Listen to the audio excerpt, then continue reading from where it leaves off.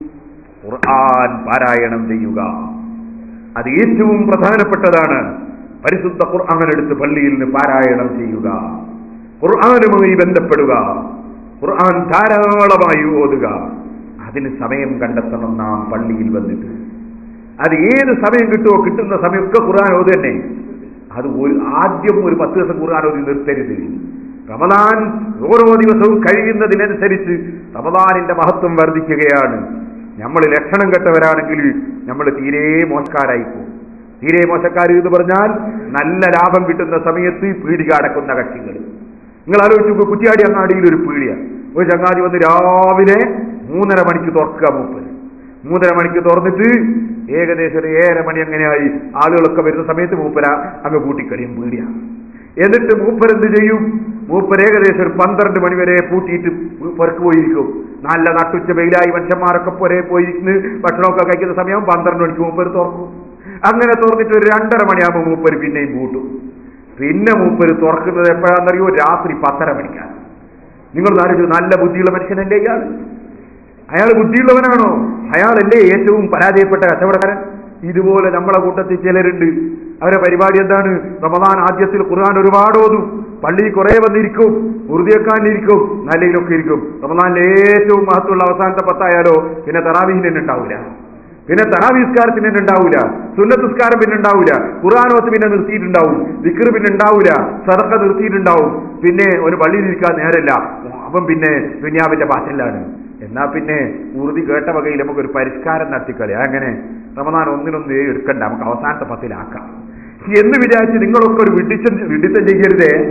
എന്ത് വിഡിത്തവും? എന്നാ പിന്നെ അവസാനത്തെ 10-ലാക്കാം. നമ്മൾ ആദ്യത്തെ മാസത്തിൽ 10-ലൊന്നും ചെയ്യണ്ടെന്ന് വിചാരിക്കല്ലേ. കാരണം മനുഷ്യ റമദാൻ വരെ കാത്തിരിക്കല്ലേ, റമദാൻ വരെ കാത്തിരിക്കല്ലേ. കാരണം റമദാൻ വരെ എനിക്ക് ആയിട്ടുണ്ടെന്ന് എനിക്ക് ഗ്യാരണ്ടി ഇല്ല കേട്ടോ. നിങ്ങൾക്ക് ഗ്യാരണ്ടി ഉണ്ടോ റമദാൻ വരെ? നിങ്ങൾക്ക് റമദാൻ വരെ ഗ്യാരണ്ടി ഉണ്ടോ? റമദാൻ ആകാൻ തന്നെ കാത്തിരിക്കാൻ പറ്റുമോ? നമ്മൾ ഇപ്പൊ ചെയ്യണം അള്ളാഹുവിനോട് തൗബ, ഇപ്പൊ ചെയ്യണം അള്ളാഹുവിലേക്ക് മടക്കം, ഇപ്പൊ വേണം നമ്മൾ അള്ളാഹുവിന്റെ ഇബാദത്തിലുള്ള കയറ്റം, അല്ലേ? ആർക്കാണ് ഗ്യാരണ്ടി ഉള്ളത്? കഴിഞ്ഞ പരിശുദ്ധ റമദാനിൽ ഞാൻ എന്റെ അനുഭവം പറയുകയാണ്. സിറാജുൽ ഹുദയുടെ ഒരു ശാഖയാണല്ലോ തൂവക്കുന്ന് നമ്മുടെ സ്ഥാപനം. ആ സ്ഥാപനത്തിൽ ദിക്ർ ഹൽഖ നടക്കുന്നു. ഞാൻ ആ സദസ്സിൽ വെച്ച് പ്രസംഗിക്കുന്നു. ശഅബാൻ മാസമാണ്, റമദാനിന് വേണ്ടി ഒരുങ്ങണം. റമദാൻ മാസം വരെ നമ്മൾ ഉണ്ടാകുമെന്നതിന് ഗ്യാരണ്ടിയില്ല. ഈ സദസ്സിൽ പങ്കെടുത്ത ഞാനോ നിങ്ങളോ ആരെങ്കിലും റമദാനിന് മുമ്പ് മരിച്ചുകൂടുന്നുമില്ലല്ലോ എന്ന് ഞാനന്ന് പ്രസംഗത്തിൽ പറഞ്ഞു. സഹോദരന്മാരെ, പരിശുദ്ധ റമദാൻ പരക്കുന്നതിന് മുമ്പ് ഞാൻ കേൾക്കുന്നു, എന്റെ സദസ്സിലിരുന്ന് പ്രസംഗം കേൾക്കുകയും പ്രസംഗം കഴിഞ്ഞതിന് ശേഷം ഞങ്ങൾ വേറെ തന്നെ പോയി ഇരുന്ന് ഒരുപാട് ചർച്ച ചെയ്യുകയും ചെയ്ത ഒരു നല്ല മനുഷ്യൻ അല്ലാഹു അദ്ദേഹത്തിന്റെ ഖബർ സന്തോഷത്തിലാക്കട്ടെ. ഒരു ദിവസം ഞാൻ ഈ സിറാജുൽ ഹുദയിൽ ഇരിക്കുമ്പോ നമ്മുടെ പള്ളികളിലൊക്കെ ജനങ്ങൾക്ക് വെള്ളം കുടിക്കാൻ വേണ്ടി അതാ കൊണ്ടുവന്നിട്ട് അദ്ദേഹം തരികയാണ്. അദ്ദേഹം കൊണ്ടുവന്ന് തരികയാണ്. നമുക്ക് തണുത്ത വെള്ളം കുടിക്കാനുള്ള ഉപകരണം കൊണ്ടുവന്ന് ഇവിടെ ഫിറ്റ് ചെയ്യുകയാണ്, തരികയാണ്. സഹോദരന്മാരെ, ഞാൻ പറഞ്ഞു വന്നത്, അങ്ങനെ നല്ല കാര്യം പലതും ചെയ്യുകയും ആ സ്ഥാപനത്തിന് തന്നെ 1 ലക്ഷം രൂപ എന്നോട് വാഗ്ദത്തം ചെയ്യുകയും ചെയ്തിരുന്ന എന്റെ സ്നേഹിതൻ അബൂബക്കർ ഹാജി, അദ്ദേഹം അന്ന് സദസ്സിലുണ്ടായിരുന്നു. പക്ഷേ റമദാൻ തുടങ്ങുന്നതോടിന് മുമ്പ് തന്നെ അദ്ദേഹം മരണപ്പെട്ടു പോയി. അദ്ദേഹത്തിന്റെ ഖബർ സന്തോഷത്തിലാക്കട്ടെ. അദ്ദേഹം മരിച്ചത് പറയാനല്ല ഞാനിത് പറഞ്ഞത്. അദ്ദേഹത്തിന് നമ്മുടെ സദസ്സിൽ വെച്ചൊരു ദുആ കിട്ടിയാൽ അൽഹംദുലില്ലാഹ് ഖൈറാണ്. പക്ഷേ ഞാൻ ഓർമ്മപ്പെടുത്തുന്നു, മരണം അബൂബക്കർ ഹാജിക്ക് മാത്രമുള്ളതല്ല, അത് ഈ പാവപ്പെട്ട എനിക്കുമുണ്ട്, നിങ്ങൾക്കുമുണ്ട്. അതിന്റെ ഡേറ്റ് ഈ പാവപ്പെട്ട എനിക്കറിയില്ല, നിങ്ങൾക്കറിയില്ല.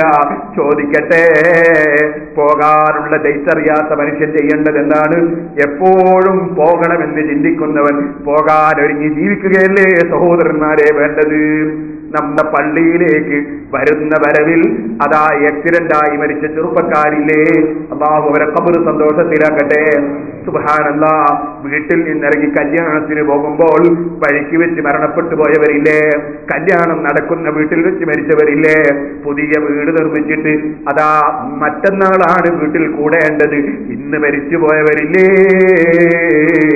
സുബ്ഹാനല്ലാഹ്, ഏത് സമയവും മരണം നമ്മെ പിടികൂടിക്കൂടെ?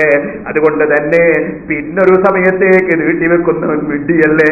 പരിശുദ്ധ റമദാൻ വന്നിട്ട് അവസാനത്തെ 10 ഇബാദത്ത് വർദ്ധിപ്പിക്കാമെന്ന് മനസ്സിലാക്കി റമദാനിന്റെ ആദ്യത്തിൽ ഇബാദത്ത് കുറക്കുന്ന മനുഷ്യ, നിന്നെ പോലെ മറ്റൊരു വിഡ്ഢിയുണ്ടോ? അതുകൊണ്ട് ഒന്നാമത്തെ ദിവസം മുതൽ നമ്മൾ റമദാനിനെ ആദരിച്ചു തുടങ്ങുന്നതിന്റെ പുറമെ റമദാനിന്റെ മുമ്പുള്ള ശഅബാൻ മാസം മുതൽക്ക് തന്നെ റമദാനിനെ ആദരിച്ച് കാലെടുത്ത് വെക്കുക, മനസ്സ് റബ്ബിലേക്ക് തിരിക്കുക. എന്നിട്ട് ആ പരിശുദ്ധ റമദാനിനെ തൗബയോടുകൂടെ ഈമാനോടെ തഖ്വയോടെ സ്വീകരിക്കുക. സ്വീകരിച്ചുകൊണ്ട് ഒന്നാമത്തെ ദിവസം മുതൽക്ക് തന്നെ നമ്മൾ സൽക്കർമ്മം പതിവാക്കുക. ആ പതിവാക്കുന്ന സൽക്കർമ്മത്തിന്റെ ഒരു ചെറിയ രൂപമാ പറഞ്ഞത്. പള്ളിയിൽ വന്ന് ഇഅ്തികാഫിരിക്കുക, പള്ളിയിൽ വന്ന് ഖുർആൻ ഓതുക, ധാരാളം ദിക്റുകൾ ചൊല്ലുക, ധാരാളം സ്വലാത്ത് ചൊല്ലുക. അതാ ഇൽമ് പറയുന്ന സദസ്സ് കാണുമ്പോൾ ഇൽമ് ധാരാളം കേൾക്കുക, ഇൽമ് ധാരാളം പറയുക, പറയാൻ അറിയുന്നവർ ഇൽമ് പറയുക, മറ്റുള്ളവർ ഇൽമ് കേൾക്കുക. അത് വലിയ ഇബാദത്താണ്. അത് സ്വർഗത്തിലിരിക്കുന്ന സദസ്സാണ്, അത് സ്വർഗത്തിന്റെ തോട്ടമാണ്. അതുപോലെ സൽക്കർമ്മങ്ങളിൽ തന്നെ മുഴുകുക. ആരെങ്കിലും വല്ലതും വേണ്ടാത്തത് സംസാരിച്ചാലോ അവിടെ നബി സല്ലല്ലാഹു അലൈഹി വസല്ലം തങ്ങൾ പ്രത്യേകം പറയുന്നുണ്ട്, ഞാൻ നോമ്പുകാരനാണെന്ന് പറഞ്ഞ് നീ ഒഴിഞ്ഞു കളയുക. ചിലർക്ക് നോമ്പുകാരനായ ചുണ്ടി പിടിക്കണം എന്നൊരു ധാരണയാണ്. അയാൾക്ക് നോമ്പായ പിന്നെ അങ്ങോട്ട് അടുക്കാൻ കഴിയൂല എന്ന് ചിലര് പറയും. ലോക കിബ്രനല്ലേ അത്തരം ചിന്താഗതിക്കാരൻ. ഓ മനുഷ്യ, യജമാനനായ റബ്ബിന്റെ മുന്നിൽ റബ്ബിന് വേണ്ടി നീ ഒരൽപ്പം ഭക്ഷണവും വെള്ളവും കൈയൊഴിച്ച് നീ ഒരൽപ്പം ക്ഷമിക്കുമ്പോൾ നീ ചുണ്ടിക്കാരനാകാൻ പാടുണ്ടോ? നിന്റെ ആത്മാവിനെ നിന്റെ മനസ്സിനെ നിയന്ത്രിക്കാനേക്ക് കഴിയണ്ടേ? എന്തേ നിന്റെ ശരീരത്തിന്റെ മുമ്പിൽ നീ പരാജയപ്പെടാൻ പാടുണ്ടോ? നീ റബ്ബിന് വേണ്ടിയല്ലേ നോമ്പെടുത്തിട്ടുള്ളത്, റബ്ബിനെ സ്നേഹിച്ചിട്ടല്ലേ നോമ്പെടുത്തിട്ടുള്ളത്. മലക്കിന്റെ സ്ഥാനത്തേക്ക് കയറുന്ന പ്രവർത്തനമല്ലേ അത്. ആ പ്രവർത്തനമുള്ള സമയത്ത് ചൂണ്ടിപിടിക്കലാണോ? ഒരിക്കലും തന്നെ വെറുക്കണ്ട കാലമല്ല റമദാൻ. സന്തോഷത്തോടെ എല്ലാവരോടും പുഞ്ചിരിക്കേണ്ട കാലമാണ് റമദാൻ. ഇരിക്കട്ടെ സഹോദരന്മാരെ, പരിശുദ്ധ റമദാനെ സംബന്ധിച്ച് നബി സല്ലല്ലാഹു അലൈഹി വസല്ലം തങ്ങൾ അതിന്റെ രാത്രിയുടെ ബഹുമാനമാണല്ലോ പറഞ്ഞത് ആദ്യം തന്നെ. അതേ സഹറുൻ ഫീഹി ലൈലത്തുൻ ഖൈറും മിൻ അൽഫി ശഹർ, ഒരു വല്ലാത്ത രാത്രിയുണ്ട്. ആ രാത്രി 1000 മാസത്തേക്കാൾ പുണ്യമുള്ളതാണ്. അതുകൊണ്ട് എല്ലാ രാത്രിയും വളരെ പരിഗണിക്കണം. രാത്രികളിൽ ഒരു രാത്രിയാണത്. ഇത് പറഞ്ഞുകൊണ്ട് നബി സല്ലല്ലാഹു അലൈഹി വസല്ലം തങ്ങൾ പറയാണ്, ജഅലല്ലാഹു സിയാമഹു ഫരീള, ആ പരിശുദ്ധ റമദാനിലെ നോമ്പ് അല്ലാഹു തആല നിങ്ങൾക്ക് ഫർദാക്കിയിരിക്കുന്നു. നിങ്ങൾ ആ നോമ്പെടുത്തേ പറ്റൂ. അതേ നബി സല്ലല്ലാഹു അലൈഹി വസല്ലം ഒരു ഹദീസിൽ പറയുന്നു, വഖിയാമ ലൈലിഹി തതവ്വുആ, ആ പരിശുദ്ധ റമദാനിന്റെ രാത്രിയിൽ സുന്നത്ത് നിസ്കരിക്കൽ നബി സല്ലല്ലാഹു അലൈഹി വസല്ലം തങ്ങൾ അത് സുന്നത്തായി പഠിപ്പിച്ചിരിക്കുന്നു. ഒരു റിപ്പോർട്ടിൽ വസനൻതു ലക്കും ഖിയാമഹു, ആ പരിശുദ്ധ റമദാനിലെ നിസ്കാരം, പരിശുദ്ധ റമദാനിലെ നിസ്കാരം അത് നിങ്ങൾക്ക് ഞാൻ സുന്നത്താക്കി എന്ന് തന്നെ കാണാം. റമദാനിലെ നിസ്കാരം ഞാൻ സുന്നത്താക്കി എന്നാ പറയുന്നത്. അപ്പൊ നിങ്ങൾ കണ്ടു, റമദാനിൽ ഒരു പ്രത്യേക നിസ്കാരമുണ്ടെന്നത് പഠിപ്പിക്കുന്നു. ആ നിസ്കാരത്തിന്റെ പേരാണ് തറാവീഹ്. ഖിയാം റമദാൻ എന്നും അതിന് പറയാം. ഇരിക്കട്ടെ, നബി സല്ലല്ലാഹു അലൈഹി വസല്ലം പറഞ്ഞ വാചകം വളരെ വ്യക്തമാണ്.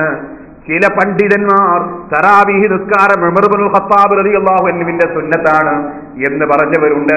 ഉമർ ഇബ്നുൽ ഖത്താബ് റളിയല്ലാഹു അൻഹു ആണ് തറാവീഹ് സുന്നത്താക്കിയത് എന്ന് പറയുന്നവരുണ്ട്. എന്നാൽ അതൊരു അഭിപ്രായമാണ്, അത് ദഈഫായ അഭിപ്രായമാണെന്ന് പണ്ഡിതന്മാർ രേഖപ്പെടുത്തിയിട്ടുണ്ട്. തറാവീഹ് നിസ്കാരം നബി സല്ലല്ലാഹു അലൈഹി വസല്ലം തങ്ങളുടെ തന്നെ സുന്നത്താണ്. അല്ലാഹുവിന്റെ റസൂലിന്റെ നാവ് കൊണ്ട് പറഞ്ഞ ഹദീസാണ്, വസനൻതു ലക്കും ഖിയാമഹു, ആ റമദാനിലെ നിസ്കാരം, റമദാനിന്റെ നിസ്കാരം അത് ഞാൻ നിങ്ങൾക്ക് സുന്നത്താക്കിയിരിക്കുന്നു എന്ന് നബി സല്ലല്ലാഹു അലൈഹി വസല്ലം തങ്ങൾ പറയുമ്പോൾ പിന്നെ ഉമർ ഇബ്നുൽ ഖത്താബ് റളിയല്ലാഹു അൻഹുവിന്റെ സുന്നത്താണെന്ന അഭിപ്രായം അത് പ്രബലമല്ലെന്ന് ഉറപ്പ് തന്നെയല്ലേ. അതുകൊണ്ടാണ് പണ്ഡിതന്മാർ അത് സുന്നത്തു റസൂലില്ലാഹി, അത് റസൂലുള്ളാഹിന്റെ സുന്നത്താണ്, വഖീല സുന്നത്തു ഉമർ, അത് ഉമർ ഇബ്നുൽ ഖത്താബിന്റെ സുന്നത്താണെന്ന് ഖൗലുണ്ട് എന്നാണ് പണ്ഡിതന്മാർ പറഞ്ഞിട്ടുള്ളത്. കാരണം എന്തുകൊണ്ട്? പറഞ്ഞതുകൊണ്ട് അത് നബി സല്ലല്ലാഹു അലൈഹി വസല്ലം തങ്ങളുടെ നാവ് കൊണ്ട് സുന്നത്താക്കി. അത് മാത്രമല്ല, ആ നിസ്കാരം ഒറ്റ ജമാഅത്തായി തന്നെ 3 ദിവസം നബി സല്ലല്ലാഹു അലൈഹി വസല്ലം തങ്ങൾ പള്ളിയിൽ വെച്ച് നിസ്കരിച്ച് കാണിച്ചിട്ടും ഉണ്ട്. ആ നിസ്കാരം അല്ലാഹുവിന്റെ റസൂൽ നിസ്കരിക്കുന്ന അന്ന് അസറിന്റെ ശേഷം അല്ലാഹുവിന്റെ റസൂൽ ഒരു പ്രചരണം നടത്തി. ഇന്ന് രാത്രി ഒരു പ്രത്യേക നിസ്കാരം ഉണ്ടാകും എന്നവിടുന്ന് അസറിന്റെ ശേഷം വിളിച്ചു പറഞ്ഞു. എന്നിട്ട് നിസ്കാരം നടത്തി. അത് നമുക്ക് തെളിവാണ്. പിന്നീട് ഒരു കാര്യമുണ്ടാകുമ്പോൾ, നല്ല കാര്യങ്ങൾ ചെയ്യുമ്പോൾ അത് പ്രചരണം നടത്താമെന്നതിനും അത് തെളിവാണ്. അസറിന്റെ ശേഷം അനൗൺസ് ചെയ്യുകയാണ്, ഇന്ന് രാത്രി പ്രത്യേകം നിസ്കാരമുണ്ട്. നബി സല്ലല്ലാഹു അലൈഹി വസല്ലം തങ്ങൾ 23-ാം രാവിന് അദാ തറാവീഹ് നിസ്കരിച്ചു. സഹാബത്തിനെ കൂട്ടി നിസ്കരിച്ചു. സുബ്ഹാനല്ലാഹ്. പിറ്റേ ദിവസം രാത്രി നിസ്കരിച്ചിട്ടില്ല. 25-ാം രാവ് അന്നത്തെ 25-ാം രാവ് 24-ന്റെ അന്ന് അസറിന്റെ ശേഷവും നബി സല്ലല്ലാഹു അലൈഹി വസല്ലം ഇന്ന് രാത്രി നിസ്കാരമുണ്ടെന്ന് വിളിച്ചു പറഞ്ഞു. അന്നും സഹാബത്ത് ഒരുമിച്ചുകൂടി നിസ്കാരം നടത്തി. പിറ്റേ ദിവസം നിസ്കരിച്ചില്ല. അതിന്റെ പിറ്റേന്ന് അതാ 26-ന്റെ അന്ന് പകല് അസറിന്റെ ശേഷം അതാ പ്രചരണം നടത്തി. എന്നിട്ട് അന്ന് രാത്രി 27-ാം രാവും നിസ്കരിച്ചു. അങ്ങനെ നബി സല്ലല്ലാഹു അലൈഹി വസല്ലം നിസ്കരിച്ചപ്പോൾ പള്ളി നിറയെ ആള് വന്നുകൂടി. സുബ്ഹാനല്ലാഹ്. പിറ്റത്തെ രാത്രിയും സഹാബത്ത് വന്ന് ഒരുമിച്ച് കൂടിയെങ്കിലും അല്ലാഹുവിന്റെ റസൂൽ പുറത്തേക്ക് വന്നില്ല. അവിടുന്ന് പിന്നീട് വന്നിട്ട് സുബ്ഹിന് ശേഷം വന്ന് പറഞ്ഞു, അത് ഫർദായി പോകുന്നത് ഞാൻ ഭയപ്പെട്ടത് കൊണ്ടാണ്. ഒരു റിപ്പോർട്ടിൽ ഈ മാസത്തെ നിസ്കാരം നിങ്ങൾക്ക് നിർബന്ധമാക്കപ്പെടുന്നത് ഫർദാക്കപ്പെടുന്നത് ഭയപ്പെട്ടിട്ടാണ് വരാതിരുന്നത് എന്ന് തന്നെയുണ്ട്. ഇരിക്കട്ടെ, കാരണം ഈ മാസത്തിൽ ഒരു പ്രത്യേക നിസ്കാരമുണ്ട്. ഇവിടെയാണ് അഹ്ലുസ് സുന്നത്തി വൽ ജമാഅത്തും സുന്നത്ത് ജമാഅത്ത് അല്ലാത്ത കക്ഷികളും തമ്മിൽ വേർതിരിയുന്ന സ്ഥലം. അതായത് ഈ മാസത്തിൽ ഒരു പ്രത്യേക നിസ്കാരമുണ്ടോ ഇല്ലേ? ഈ മാസത്തിൽ ഒരു പ്രത്യേക നിസ്കാരമില്ലെന്ന് മുജാഹിദ് പറയുന്നു. ഈ മാസത്തിൽ ഒരു പ്രത്യേക നിസ്കാരമില്ലെന്ന് ജമാഅത്ത് ഇസ്ലാമി പറയുന്നു. അവര് പറയുന്നു എല്ലാ മാസത്തിലുമുള്ള വിത്ർ തന്നെയാണ് തറാവീഹ്. അതുകൊണ്ട് വിത്റിന്റെ എണ്ണം 11, അത് തന്നെയാണ് തറാവീഹിന്റെ എണ്ണം. കാരണം നിസ്കാരം ഒന്നേ ഉള്ളൂ, പ്രത്യേക നിസ്കാരമില്ല എന്ന് മുജാഹിദ് പറയുന്നു. ജമാഅത്ത് ഇസ്ലാമി പറയുന്നു. അവരെ പ്രബോധനത്തിൽ അങ്ങനെയുണ്ട്, അൽമനാറിലുണ്ട്, അവരെ പുസ്തകങ്ങളിലുണ്ട്. അത് അങ്ങേയറ്റത്തെ വിവരക്കേടാണ്. ലോകത്തുള്ള മുഴുവൻ മുസ്ലിമീങ്ങളും പഠിപ്പിച്ചതിനെതിരാണ്. മഹാന്മാരായ പണ്ഡിതന്മാരെ ഇജ്മാഇനെതിരാണ്. ലോകത്തുള്ള മുഴുവൻ ഇമാമിങ്ങളും പറഞ്ഞതിനെതിരാണ്. ഈ മാസത്തിൽ ഒരു പ്രത്യേക നിസ്കാരമുണ്ട്.